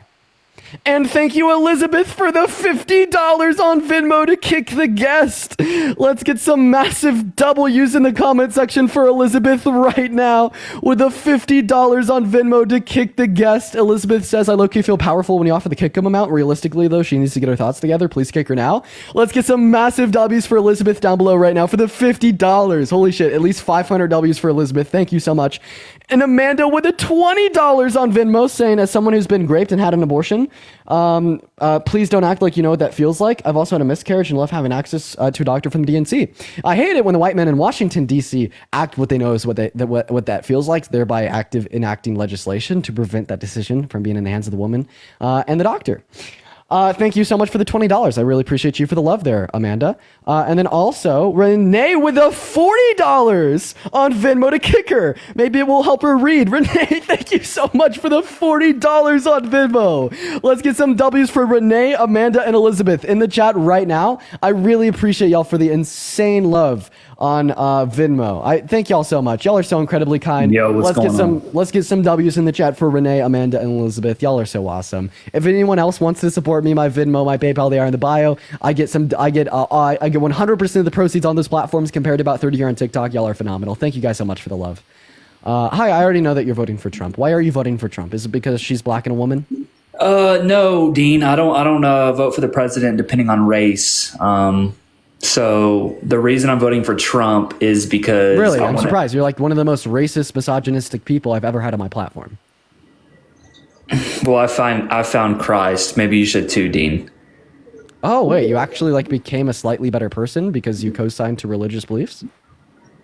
I just, I was a bad person, and I decided to change. I quit gambling, quit all that shit, and now I'm a man of God, man. So. Well, I mean, hey, if it made you a better person, I won't argue against it, man, even just by a little bit. Anyways, so why are you voting for Trump? Yeah, because I want to be able to buy a house, man. I'm 25. The economy is absolute shit right now. And I'm ready for Trump to come in and make it better again, make America great again. Okay, yeah. If you want to buy a house, you should vote for Harris. She's giving a $25,000 subsidy to first-time home buyers. Hold on, Dean. Me and you both know who the better candidate is for the economy, and that is Donald J. Trump, because when he was in office, the economy was exceptionally better and sustained. Yeah. Whereas what we'd say here is that just because something happens in our country doesn't mean that the president caused it. But I mean, if we just want to use your logic that the economy better under Trump's term, therefore Trump caused it. Well, can I just say that the unemployment rate was worse under Trump's term, therefore Trump caused that? In April of 2020, it hit an all-time high since the Great Depression at 14.8%. And that is COVID. Okay, so now you're using external variables. No, dude. That's like objectively the reason, though, bro. Like COVID obviously was putting companies out of work because everybody was getting sick. Yeah, that's kind of the point. But like you walked into the point because now you're accepting that external variables can influence things to happen in an economy. The same way COVID caused the highest rate of unemployment that we've had since the Great Depression under Trump. COVID caused the inflation and economic travesties under Biden and Harris. It's really simple. Okay, so why? Yeah, now everybody's better. Now there's not a global pandemic. Why isn't the economy getting better? Kamala Harris says she's going to make it better, but it's been 4 years she's been in office. It actually just has. The economy literally has gone better. What? Yeah, we went from the 14.8% rate of unemployment down to a 4.1%. I'm talking about like inflation. We went from a 9% rate of inflation to a 2.5% rate of inflation, the same rate of inflation that we had pre-pandemic Trump era economics. We went from 30-year lows in the stock market to all-time highs in the Dow Jones, S&P 500, Nasdaq, etc. We went from like 7.95% mortgage rates to like a 3-year low mortgage rate because the feds are starting to lower the mortgage rates, right? And like the interest rates in general as inflation decreases. No, we have definitely recovered quite well from the economic travesties onset by the pandemic. In fact, I know that we've recovered better than any other country in the G7. And why have we recovered better? Because Biden and Harris were so damn good with their economic policy. Every single piece of economic policy that they pushed through Congress benefited the low and the middle class, that average working American, more than rich people. What can we say about Trump? Every single piece of economic legislation he pushed through Congress benefited the ultra wealthy, the billionaires, the top 1%, and the corporations more than the average American. Dean, are you delusional? No, I'm acquainted with reality. If you disagree with me, just name a policy that he influenced that benefited the low and the middle class more than rich people. Prove that I'm delusional. Well, I'll tell you what did it, and that's the Inflation Reduction Act. Can you give me a reason how that lowered inflation? Like, what did it do exactly? Yeah, well, I mean, it lowered inflation because it was deficit reducing. Like, a reduction in government spending technically lowers inflation. It was marginal. It didn't do a whole lot. I'd say the main function of that bill was just to make a multi-million-dollar investment into renewable energy resources to address supply chain issues in the long term to address inflation, right? And that's one of the policies that they passed that benefited the average working class American more so than the top 1%. We could also talk about like the CHIPS and Science Bill, investing in American manufacturing, the PACT Act, investing in expansion of VA healthcare benefits, the Inflation Reduction Act that you already mentioned. We could also talk about the billions of dollars we're sending to Ukraine for a war that's not going to end by just sending them money. So it's just circulating our economy, man, and making inflation worse because we're printing all this fucking money for a dumbass reason. Would you agree? So, no, I actually disagree. We didn't print new money to send to Ukraine. It was a reallocation of the DoD budget, and we had good reason to do so because of the Budapest Memorandum. And then secondly, if printing money and spending money causes inflation, Trump would have caused more inflation than Biden and Harris because he spent $8.7 trillion. They spent 4.6, and there's a greater increase in the M2 money supply, or quote-unquote printing money under Trump's admin in comparison to Biden and Harris's. But that war would have never happened if Trump was in office. I don't think you have any reason to justify that claim. I think you only have your emotions, man. What? No, seriously. Literally, we were at world peace when Trump was in office. All we were doing was fighting the Middle East. World peace apart from the Yemen genocide, world peace apart from the genocide in the Congo, world peace apart from the Turkish-Kurdish war, world peace apart from the proxy war we had with Russia and Syria with U.S. boots on the ground fighting Russian troops, world peace apart from this 483% increase in drone strikes in the Middle East, world peace apart from his own perceived launch and war on terror and ISIS, world peace apart from the 65 service members that died in Afghanistan, world peace that was apart Biden's from his own fault. attempted coup. How could Biden cause 65 people to die while Trump was president? Or I'm talking about when he was trying to pull out of Afghanistan, that was his fault. Okay, so if the 13 people that died under Biden was Biden's fault, or the 65 people that died under Trump's fault? Well, in what are you regarding?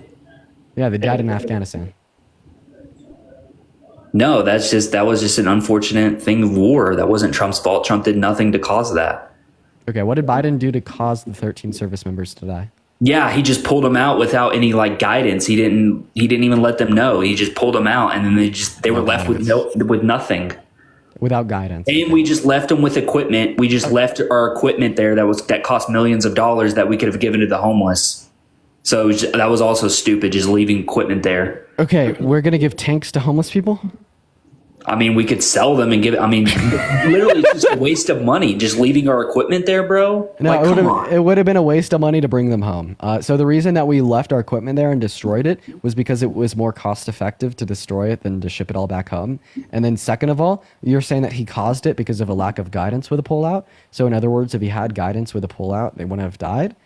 Well, the reason he didn't have guidance was because of Trump. Trump's admin refused to brief Biden's incoming team on the issue in Afghanistan. And in fact, Trump boasted about not having a plan to pull them out, yet he was going to pull them out. And he also boasted about the day before he left office about how this plan for the pullout to occur was set in motion and no one could stop it. Okay, I got a question. Do you condone illegal immigrants coming into our country? I'm going to pivot real quick. Okay, yeah. This is a serious issue. Yeah, I'm not actually super mad at undocumented migration into our country today. I think that we shouldn't have undocumented migration. I think that we should have quicker, safer, legal ports of entry. I think that we should genuinely work on our border to make it more secure, to make sure that we know everyone who's coming into the country and to make sure that they have a fast track into the country. We need to reduce the time that our asylum seeking claims take. And overwhelmingly, that's something that Kamala Harris is going to do. She's actually going to address the issue. In fact, she already tried during her first 4 years with Biden. Donald Trump, on the other hand, he's not. He just hates them. What do you mean he's not? He's so against illegals coming in, and when he was president, less illegals were coming in. Yeah, not because of crazy good and effective border policy by Trump, but because of Title 42. If COVID didn't happen, he wouldn't have had those low numbers. Also, right, we do understand that Trump torpedoed a bipartisan border bill in the House and the Senate 2 years ago. If he cared about the border, well, why did he place the Democrats looking bad over securing the border? Dude, the Democrats are literally trying to destroy this country, bro. I don't know how you can't see that. You're not responding to my question, D-Bake. Repeat it. Okay. If Trump cared about the border, well, then why did he value the Democrats looking bad because he torpedoed the border bill, which led to a continuation of the crisis, over just allowing and incentivizing our Congress members to pass that bipartisan piece of legislation? Do you have evidence for this? Yeah. So, well, let's first give you evidence on the bill benefiting the border, and then I could give you evidence on Trump torpedoing the bill. So the evidence that the bill would have benefited the border was because of Biden's executive order that took great, like, what do we want to say here? What's the word? It took a lot of resembled the border bill in a sense. I'm sorry, I can't remember the specific word there. In like particular border provisions to give more power to the Border Patrol, to invest more money, right, specifically into the courts at the border to make our asylum-seeking claims faster, to reduce undocumented migration into our country. It's Lankford's bill, which is a Trump-endorsed Republican in the Senate. And then the evidence for the idea that Trump shot this down was, well, Lankford going on Fox News and talking about it and speaking out against Trump for doing that. Mitch McConnell did the same so thing. the media is Mitch so McConnell the media. One second. Mitch McConnell also went on Fox News and said the same thing. So did Ted Cruz. And then Trump himself said at a rally in Nevada to blame it on him if the border bill fails. So the media tries making Trump out to be the bad guy, bro. So that's in a sense, it's a lot of negative spiritual energy on that side, trying to make the good guy in the race look like demonic, trying to destroy this country. People are portrayed Trump to be a racist, a pedophile, all this shit. He's all those things, but that doesn't have to do with him Hold on. torpedoing the border bill. Not only did Lankford, Mitch McConnell, Ted Cruz, and Lindsey Graham go on the media and speak about it, but then Trump claimed that he should be blamed for it failing at a rally in Nevada. You could look up Trump says blame it on me if the border bill fails, rally in Nevada. The first source that will pop up is from The Hill, and it provides evidence for the claim. But also, Trump is racist. I'm gonna have to look into that, but I just don't understand why you hate Trump so much. Is it because you're brainwashed by the media to make him out to be like some racist or some Trump's something else? racist. Huh? Yeah, Trump's definitely racist. No, he's not. And Matt, I do. Why are black Josephine, people thank you for the voting for him, $5 on Venmo, saying that the strength to deal with people who lack critical thinking. So why are lots of African American? You lack critical thinking. I appreciate you for the $5. Why are lots of African Americans voting for Donald Trump if he was racist? Shay, I appreciate you for the money gun. First, I don't think that tokenizing black people is the adequate response to the fact that Trump's racist. I think that a lot of women during the 1920s, right, fought against like women suffragette movements to get the right to vote. In fact, they said that women shouldn't have the right to vote, and they said that that legislation wasn't misogynistic. So just because some people in an oppressed class stand for the oppressor doesn't mean that they aren't the oppressed class. And then secondly, the reason I would say that Trump is racist is because, well, he denied housing opportunities to black people in the 1980s, right? Sorry, 70s, specifically because they were black, right? Second of all, he said that Barack Obama was born in Kenya, even though he has a birth certificate. Where are you getting all this information? Oh man, what claim did I make that you'd like a source for? I could give it to you. There's no sources for this nonsense. You're spitting gibberish blasphemy. Okay, what is blasphemy? Against a man appointed by God to save this country.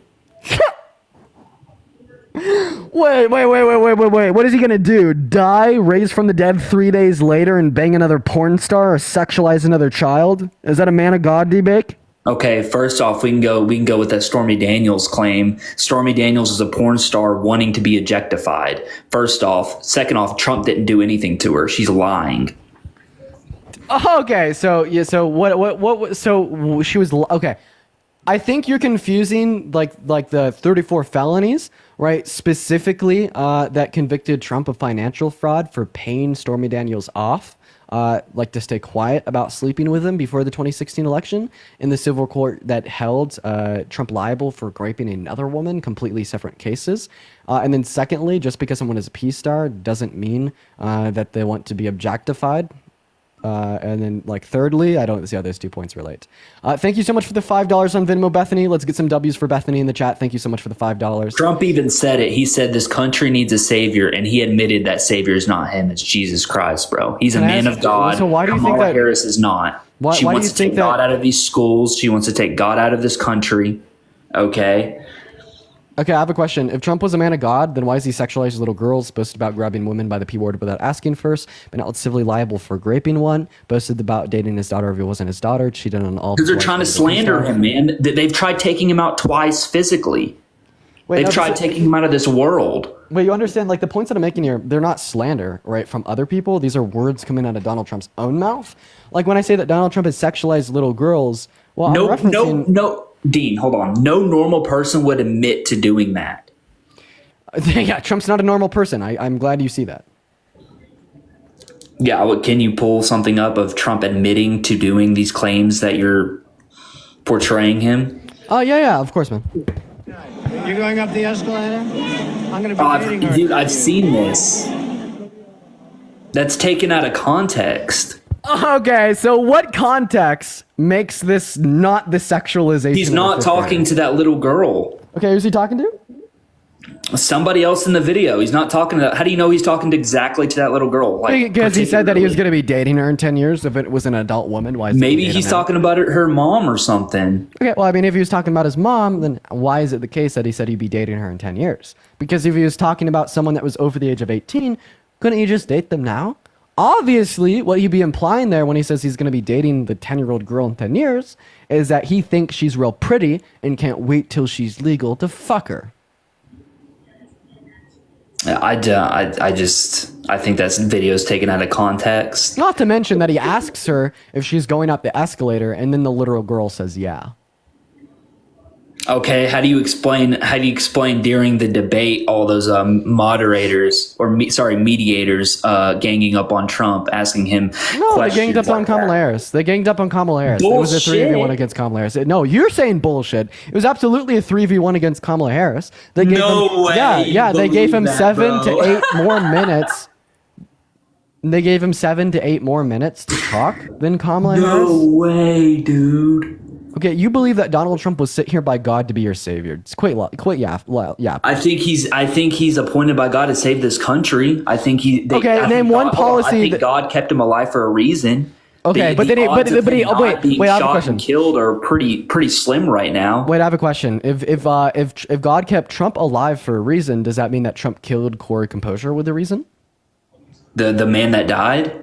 Yeah. No, that was unfortunate. First off. Second, so if God didn't influence the bullet to hit Corey Composure, how do you know that God did influence the bullet not to hit Trump?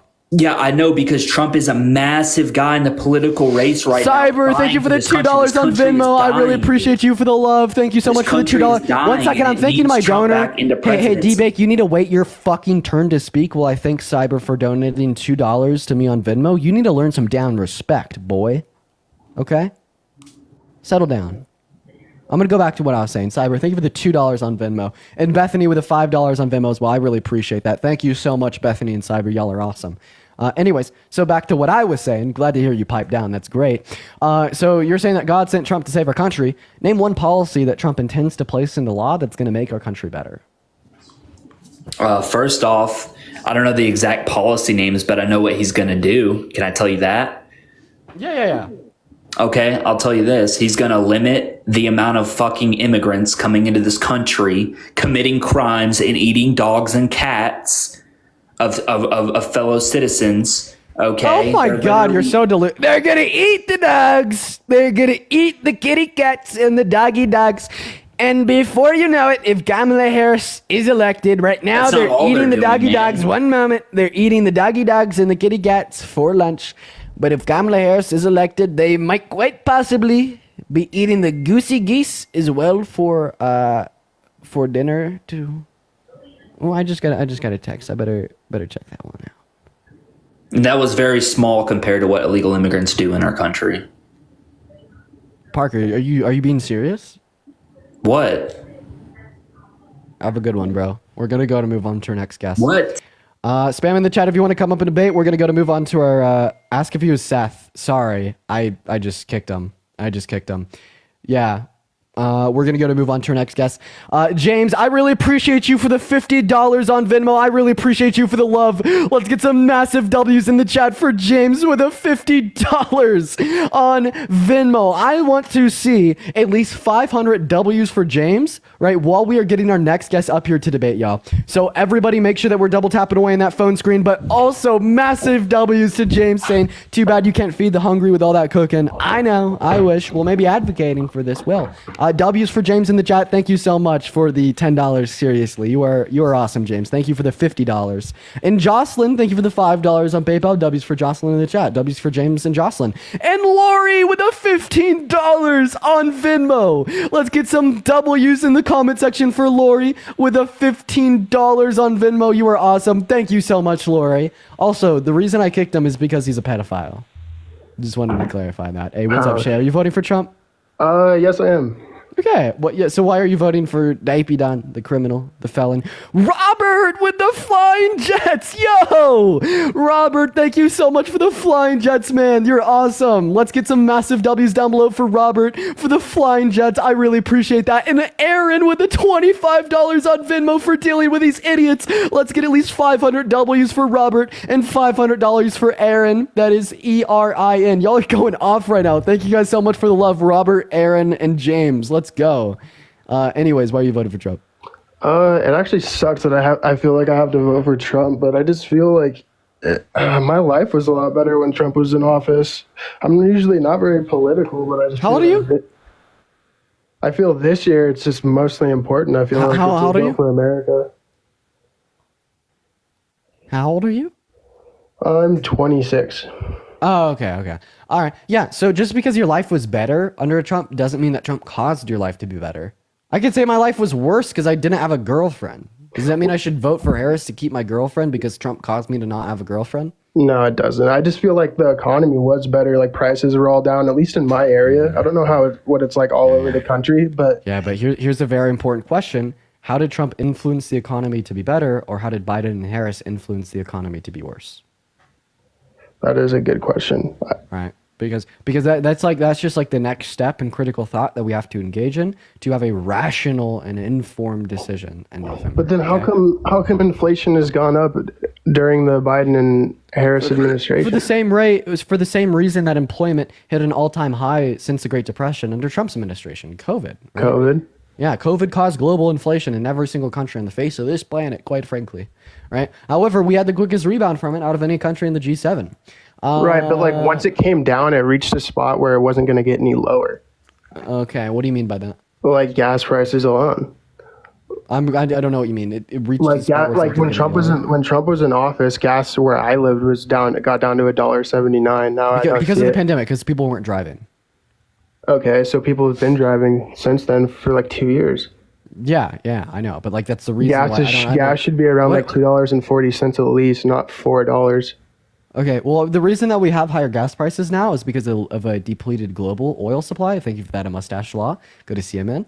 Right? And So why what is we- that? Like, we have a why deep- does the Biden administration shut down our gas, like the Keystone Pipeline? Like, So if we first had of our- all, the if we- Keystone if we- Pipeline. Huh? First of all, the Keystone Pipeline wasn't our gas; it was a Canadian pipeline. Second of all, the reason they shut it down was because of an order from the Supreme Court ingressed upon Indigenous lands. And then third of all, we are currently producing more oil here at home today in America than we ever have been before, including under Trump's presidency. Biden Yeah, and so Harris have why been isn't better our for gas domestic- cheaper? It's because we're giving away all this gas to other countries. Like we're literally shipping away our stuff to other countries and not using it ourselves. That's the problem. That's not true, Shay. That's not true at all. So oil is a global market. When we see a decrease in the global oil supply, the price of our gas will go up, even though we're producing more oil here. And Barbara, thank you for the $10 on Venmo. Let's get some W's for Barbara in the chat. Thank you so much for the $10 on Venmo. You're awesome. W's for Barbara. And I also think Trump's better because he's trying to like limit. No, don't pivot. Don't pivot, little bro. Do you want to stay on this topic? Yeah, I do, because you didn't respond. Okay, so the reason we have higher gas prices now is because of a decrease in the global oil supply, not because of the Biden-Harris administration. So if Trump got into office and gas went down, it would be because of what's happening around the globe. Bro, like I don't like what the fuck? I don't even. Yes, essentially.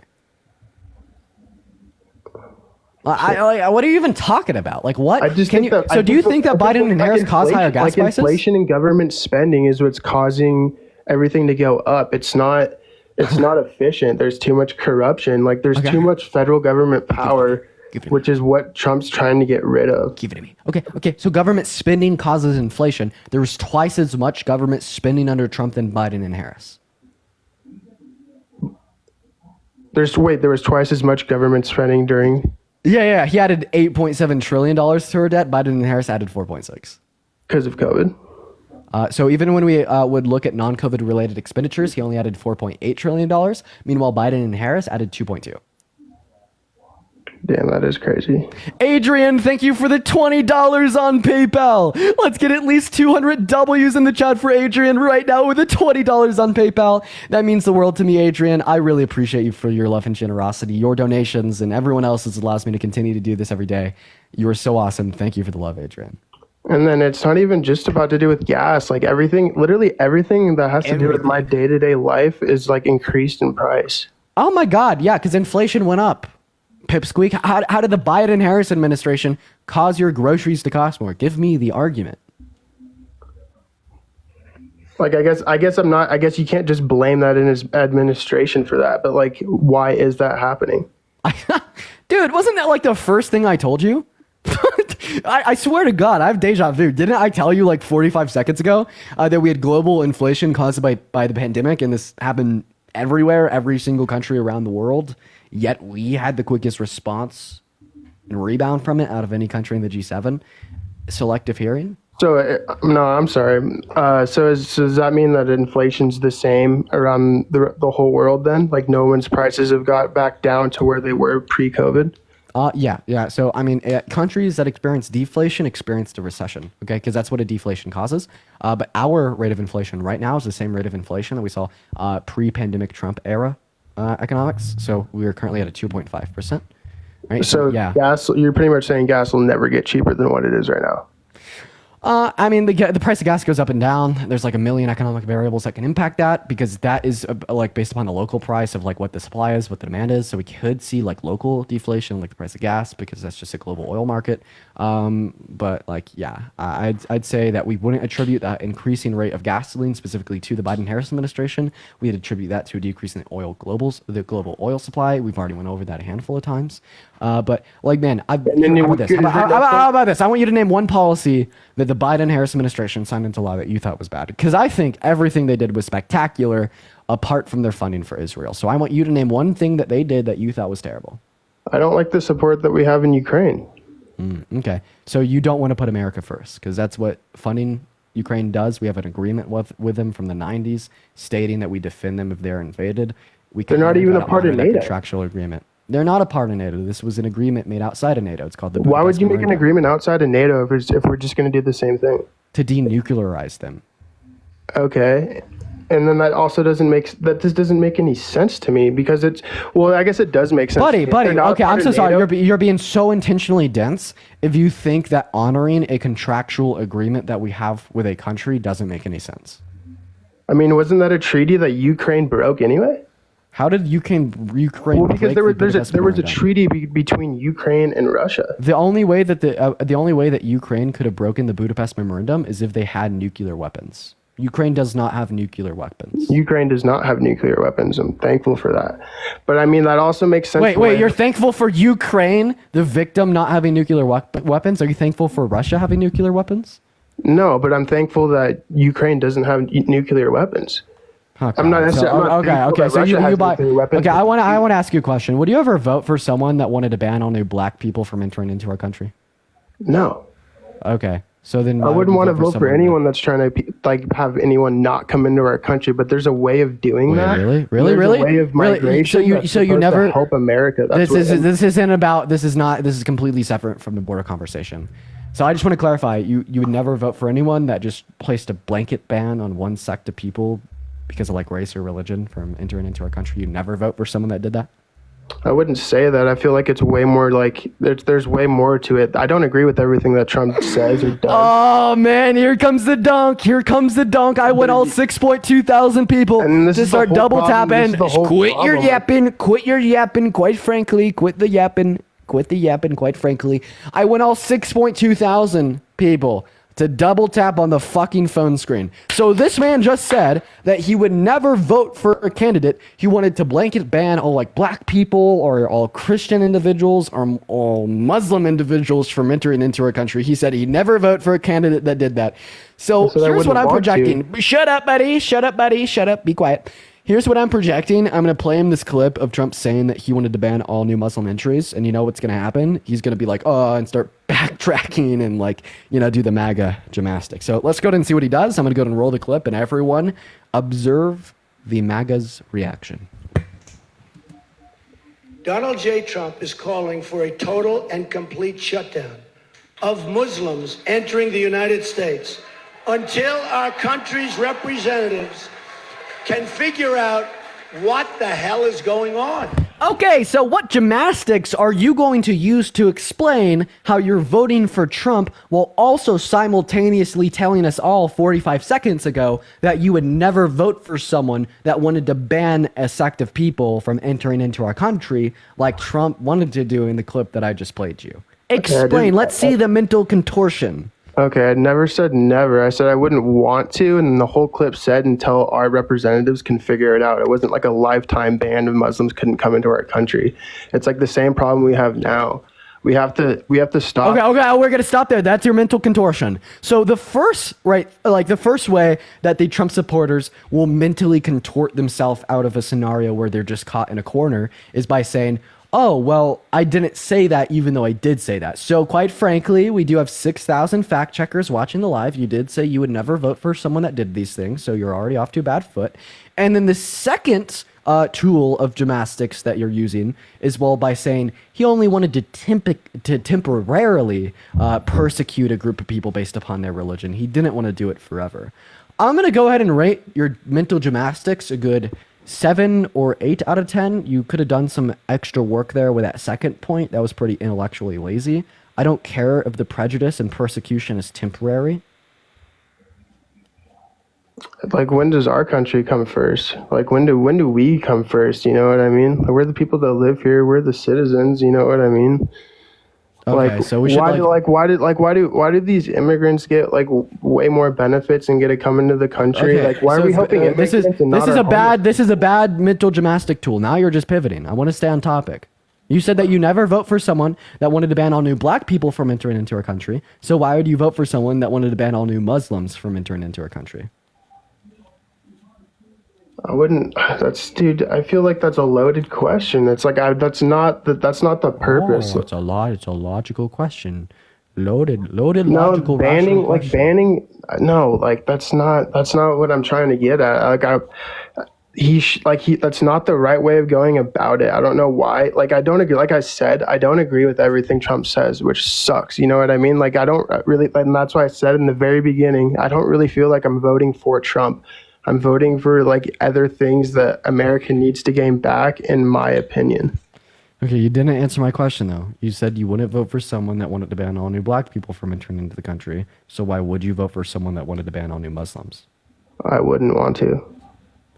Okay, so you won't be voting for Trump because he wanted to ban all new Muslims? That's not why I'm going to vote for Trump, no.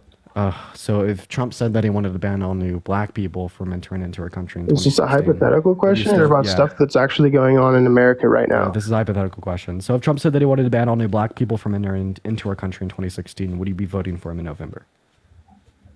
Why are we talking about 2016 and not 2024? Because that's the year that he said he wanted to ban all new Muslim entries. Can you please answer my fucking question? One last chance, and then you're done. I'm done. I'm done with you. If you no, don't I answer wouldn't. This question. No, I wouldn't. Okay. So you wouldn't vote for Trump in November if he said that he wanted to ban all new black people from entering into our country. So why should we look at all new Muslim individuals any differently? We shouldn't look at it any differently. So therefore, if we shouldn't look at Trump wanting to ban all new black people and all new Muslims any differently, and you wouldn't vote for Trump in November if he said he wanted to ban all new black people, you wouldn't vote for Trump in November if he said he wanted to ban all new Muslims. I wouldn't know. Okay. And you heard the clip of him saying that he wanted to ban all new Muslims. What does that tell us? That tells us that Trump's not the perfect candidate. That tells us that you wouldn't be voting for Trump. based on just that, no, but there's way more at stake than just that. Jesus It's not fucking just Christ. Get about- off my it's life. not- Get off my damn life. Skedaddle. Dude, I can't do it. I am so logical. I am so patient. I'm so charismatic. To these dense guests. Hi, are you voting for Trump? All right, we're going to go to move on to our next guest, y'all. Everyone just give us a minute. Flamed him, bruh. I know, I dog walked him. I walked him to the corner. Y'all already know it. If you guys want to support me, my Venmo, as well as my PayPal are in my bio. I get 100% of the proceeds on those platforms. We're going to go to get our next guest up in the box right now. So everybody just allow us 1 minute to do so. We got Misty Taylor loading up into the box. We dog walked him. Quite frankly, we dog walked them. We're in a good mood today, though, chat. Caramel, thank you for the anarts. What's up? Are you voting for Trump? No, I'm not voting for Trump. I'm actually voting for Kamala. Hey, W based. W's for the guests in the chat. Moving on. Let's go and see what chat has to say. W's based. Also, guys, let's try to get up to 1 million likes here. We're at like 640,000 right now. Let's get to 1 million. Hey, Chad, are you voting for Trump? Mr. Chad, are you here? Are we connecting? Okay, Chad's not here. We're gonna go to move on to our next guest. Everyone, just give us a second. Hi, Philip. Are you voting for Dipey Donald? Why does he have to be Dipey Donald, man? No, because he pooped in a diaper on the debate stage with Biden. Right? And like we have like former advisors saying that he would like wear diapers and he smelled bad. Show me factual evidence that he actually pooped his pants on stage. Go to 1 hour and 32 minutes and 31 seconds. You could hear it audibly, little bro. Okay, so why are you voting for? I'm just not pro-choice. I'm pro-life, so I don't believe in Harris's views on AB. Wait. Do you believe in Trump's views? Do you think that abortion should be left up to the state? I do. Okay, so is abortion murder? Absolutely. So murder should be left up to the state under your worldview? So I think that when it comes to AB, I believe. Can I say abortion? Yeah. Can I say abortion on here? Yeah. Okay. So I think that when it comes to AB, which directly influences the life of another person, yes, I believe that's murder. Okay, so murder should be left up to the state under your worldview. Yes. Isn't that what the Confederacy said? I'm not exactly sure what the Confederacy said. Oh, shit. Wait, Philip. Wait, have I debated you before? No, I don't believe so. I definitely have. I remember you. I appreciate you for coming up. I'm just only looking to talk to people that I haven't already talked to. But glad we could get that quick dunk. We're gonna go to move on to our next guest. All right, everyone, just give us a minute. Y'all make sure that we're double tapping. Let's try to get up to 1 million likes. Everyone, give us 1 moment. Everybody, give us 1 moment, 1 minute. Quite frankly, perchance. Hi, are you voting for Trump? Yeah. Awesome. How old are you? 18. I don't believe you. You're a fetus. Yee. Moving on to our next guest. Everyone, give us a minute. Someone in the chat said quick dunk. Hell yeah. By the way, guys, make sure to follow. Obviously, this is my backup account. You probably don't follow me here. Big L's, quite frankly, big L's. Someone in the chat said Dean dodged. I dodged him because I've already talked to him. I try to talk to people that I haven't already spoken to. That's a fact. But I mean, I did dunk real quick before I dodged. So, hey, what about that? Moving on to our next guest. Hi, buddy. We were talking last night. We never got to finish our conversation. Yeah, you let me go when I started dog walking you, bro. Sorry about that. You were dog walking me. Buddy, you're really far away from your microphone. I want you to pick up your phone or your laptop or whatever you have your mic input going through. You're across the room from it. Yeah, you hung up on me when I dog walked you last night, bro. No, I hung up on you because I got paid $200 to do it. No, you let me go because you got dog walk. No, dude, I was literally destroyed. You can't win them all, bro. You can't win them all. You ain't Mayweather. You ain't undefeated. Hey, chat, for all those that were watching my debate last night with Buddy, who beat you? Hey, shut your trap. Pipe down. Someone's mad. Boy.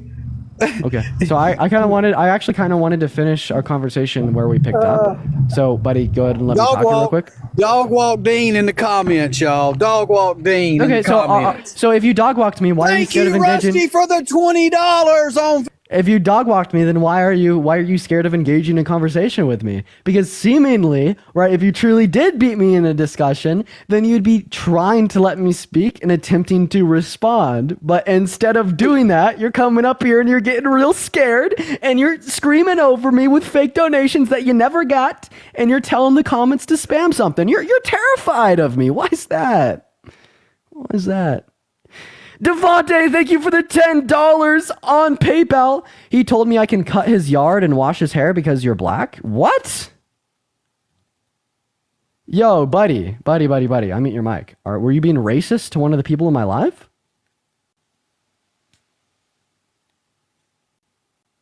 He can wash whatever he wants to and cut whatever he wants to. I don't care what color he is. I offered him a job.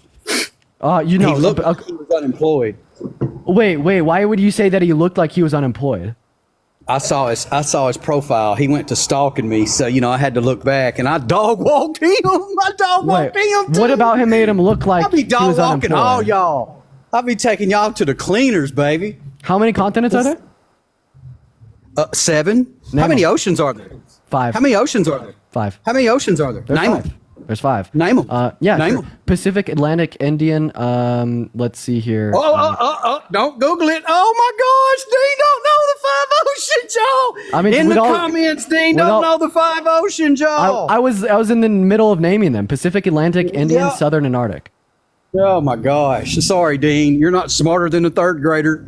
Wait, I literally just named the 5 oceans. Dean in the comments, y'all. Dog walk Dean in the comments. Look, Lacey, I appreciate you for the anards. Yo, buddy, I was literally in the middle of naming the. Wait, 1 second. Name the continents. Name the continents. Name the continents. Dog walk Dean. Hey, name the continents. I love it. Buddy, why can't you name the continents like I named the 5 oceans? I don't have to, Dean, but I can't. Oh my God, he doesn't know the names of the continents. He doesn't know the names of the continents. I'm muting my Thank you for the phone. anards. I muted you right then. Sorry, I couldn't hear you. He doesn't know the name of the continents, chat. He doesn't know the. Holy shit! Dog walk buddy down below. Dog walk buddy down below. Damn! You try to get me with a question about the oceans. Then you got fucking dunked on when I actually knew my shit, and now you can't name the 7 continents. Oh my goodness! Calm down, Dean. No need to get upset. Don't be salty, bro. Get dog walked. Just because you don't know a map or a globe, it's not my fault. Wait, that's your public education. I mean, it paid off well. Yeah, I literally answered your question to a T. I told you there are 5 oceans. You asked me to name them. I got 3 oceans through. You interrupted me. And then after you finished interrupting me, I named the last 2. Right now, specifically speaking, you can't tell me the names of the 7 continents. So don't come up into my space, right? Acting as if you are more intelligent than me, right? Every single time someone attempts to play that game, they lose, okay? Only when it's on my life, though. When I surround myself with rational, level-headed Kamala Harris supporters, then it's not the case. But when it pertains to you and the other guests up here, it absolutely is. And that doesn't speak to my ego. That just speaks to the bar that is on the fucking floor that you have to meet to vote for Trump. Oh, man, I love it. Respectful. I appreciate you for the money gun. And Teresa, thank you for the $25 on Venmo. I appreciate you for the love, Teresa. W's in the comment section for Teresa with a $25 on Venmo. I really appreciate you for the love. And Light Pain, thank you for the duck as well. Go ahead. Do you know how good everything was when Trump was in office? Like, yeah, if you want to reference the economy under Trump, I'd say that was better for the average working class American than the economy under Biden and Harris. But I'd say the reason there isn't because Trump influenced a better economy than Biden and Harris. I'd say the reason there is that COVID has impacted Biden and Harris's economy, causing things such as unemployment and inflation. Michael, thank you for the $5 on Venmo, saying thank you for speaking up. I appreciate you for the love, Michael. I'm so tired of hearing COVID. I bet you went and got a vaccine too, didn't you? Yeah, I bet you wore a mask. You look like the type of dude that wore a mask. Yeah, so I got a vaccine and I wore the mask. Yep. Oh my God, yeah, good for you. Do you see how this completely detracts from the point? I hope you don't get cancer. I hope you don't get tumors. Hey, buddy, do you see how this completely detracts from the point that you told me the reason why Trump is better than Biden and Harris was because his economy was better? Then I absolutely debunked that, and you didn't have a response, so you pivoted to the vaccine and mask. Dean, Elsie, thank you for the $1. How much to kick him? He's worth $100. This guy right here is worth $100 to kick. You like capitalism, Dean? Yeah, I do. Well, you should, because you're taking advantage of it. What do you mean by that? Haley, thank you so much for the $2 on PayPal, saying that he has no real argument. I know. Thank you for the love, Haley. Do you see how you benefit from capitalism? Oh wait, do you think that I like take advantage of people watching the stream? I just asked you a question. Don't you? Katrina with $100 on Venmo to kick Buddy. Holy shit! I want to get at least 1,000 W's in the chat for Katrina with $100 on Venmo. Oh my god! Thank you so much for the love, Katrina. Let's get some massive W's for Katrina down below in the chat, literally right now, for the $100 to kick Buddy. I'm pretty sure that Katrina's also the same person that paid to kick him yesterday. Katrina does not fuck with Buddy. Thank you so much for the $100 on Venmo. I want to see at least 1,000 W's in the chat right now for Katrina. I really appreciate you for that love. Thank you so much, Katrina. You're awesome. Then also Charles with the $25 on Venmo for the Kick Buddy fun. Let's get 300 W's for Charles in the chat as well. Thank you, Charles, for the $25 and Katrina with 100. And Elizabeth, thank you for the $1 as well. What's going on, man? Are you voting for Trump? What's up, bro? Are you voting for Trump, little bro? No, I just wanted to tell you, keep cooking these MAGA supporters, bro. I like them well done. Hell yeah, you like it well done. I got you, boss. Let's go. All right, we're going to move on to our next guest. Everyone give us 1 minute to get our next guest up in the box, y'all. Let's be patient. We got Redbird loading in here. That's how I like it. Yo, this is great. This is great. High quality. That's right. Samantha, thank you so much for the $20 on Venmo. Saying that Buddy got COVID so many times that he lost all the brain cells he had left. Yo, that's fire. Thank you so much for the love, Samantha. Let's get some W's in the chat for Samantha. Thank you so much for the $20 on Venmo. You're awesome. Awesome. We're going to move on to our next guest here, y'all. Everyone do be patient while we get our next guest up in the box. So let's see who we got. We're going to get Scud up in here, y'all. Also, hey, I have a goal for all of y'all. We're probably about to raid Parker here shortly. We're going to go coast with him for a while. Y'all should all email TikTok asking them to unban my main accounts. @itsdean. Please email TikTok and do that. In fact, we're going to go ahead and just send Parker a raid right now. Could y'all spam @ParkerGetAJob in the chat? We're going to go ahead and send him over a raid, and we're going to coast with him for the rest of the day. So everybody just spam @ParkerGetAJob in the chat. Lauren, thank you for the $2 on Venmo for the accordion hands. Thank you for the love, Lauren. All right, here we go, chat. So yeah, at this point, we're going to go ahead and send Parker a raid. Everyone head over to @ParkerGetAJob on TikTok. I will see you all there in just a moment. Spam Dean raid in his chat. I will be joining you all there shortly. Head over to @ParkerGetAJob. And yeah, I'll see you all there. See you guys there in literally 10 seconds. @ParkerGetAJob. Head over. Spam Dean raid.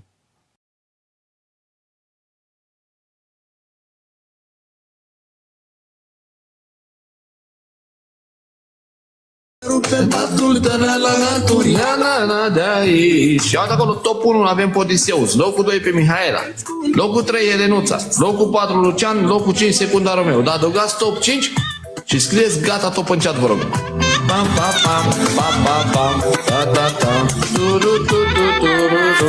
o adăugăm aici și pe Mihaela, moderatoarea mea, vă rog eu frumos, da, apăsăm acolo pe Mihaela, adăugăm. Nu merge să te fixezi, Mihaela, de ce? Haide să pup și să-ți mănânc. Gata. Apăsăm pe Mihaela, face schimbul cu ea ce nu are. Da? Dați acolo la fată și vă dă acolo fata înapoi la toată lumea. Haide să pup și să-ți mănânc buzele mai omorâți. Hai că vin să te sărut că faci urât. Ai papi. Aici. Atenție mare, 35 de secunde mai avem la cufăr. Dar urcăm toată lumea la cufăr așa mai mult. Da? Toți. Urcați la cufăr, adăugați acolo pe Elena dacă vreți să luați monedă. Nu adăugați cufărul, va fi gol. Nicoleta acolo, vine acolo și Nicoleta adăugăm, da? Cristian acolo, dați acolo toată lumea care se evidențiază. O avem aici și pe Nicoleta, acum apăsăm acolo pe ea, o adăugăm, îi dăm tabă de fată înapoi. Haideți să o ducem la 7290. 9 persoane. Iară piesa asta, mă urmărește. Cufărul. Voila, știe că te-a volupat Prada. Poate și-ar dori tot anul ocazia să vadă cum arată colul ăla în tanga. Voila, știe că te-a... Primul care vine acum cu inima de membru, apăsăm butonul ăsta de dor, i-am dat fixare. Dar primul care apasă cel mai repede de dor butonul, și hai să vedem. Te Să ne jurări, așteptând tonul refrei, e genul de tipul. De acolo Sara, prima acolo Sara. Păsăm acolo pe Sara, face schimbul, da? Ce cauți aici tău? Și combinații apar când e piesa. Feta Florin, Denis, Boros acolo. Doar sex, dau pes, altor prize nu mă întorez. Și aici din nou refren. Da. Zei voila, voila. Știe că de-a fost parte Prada. Poate și-ar dori tot, dar nu au ocazia să vadă cum arată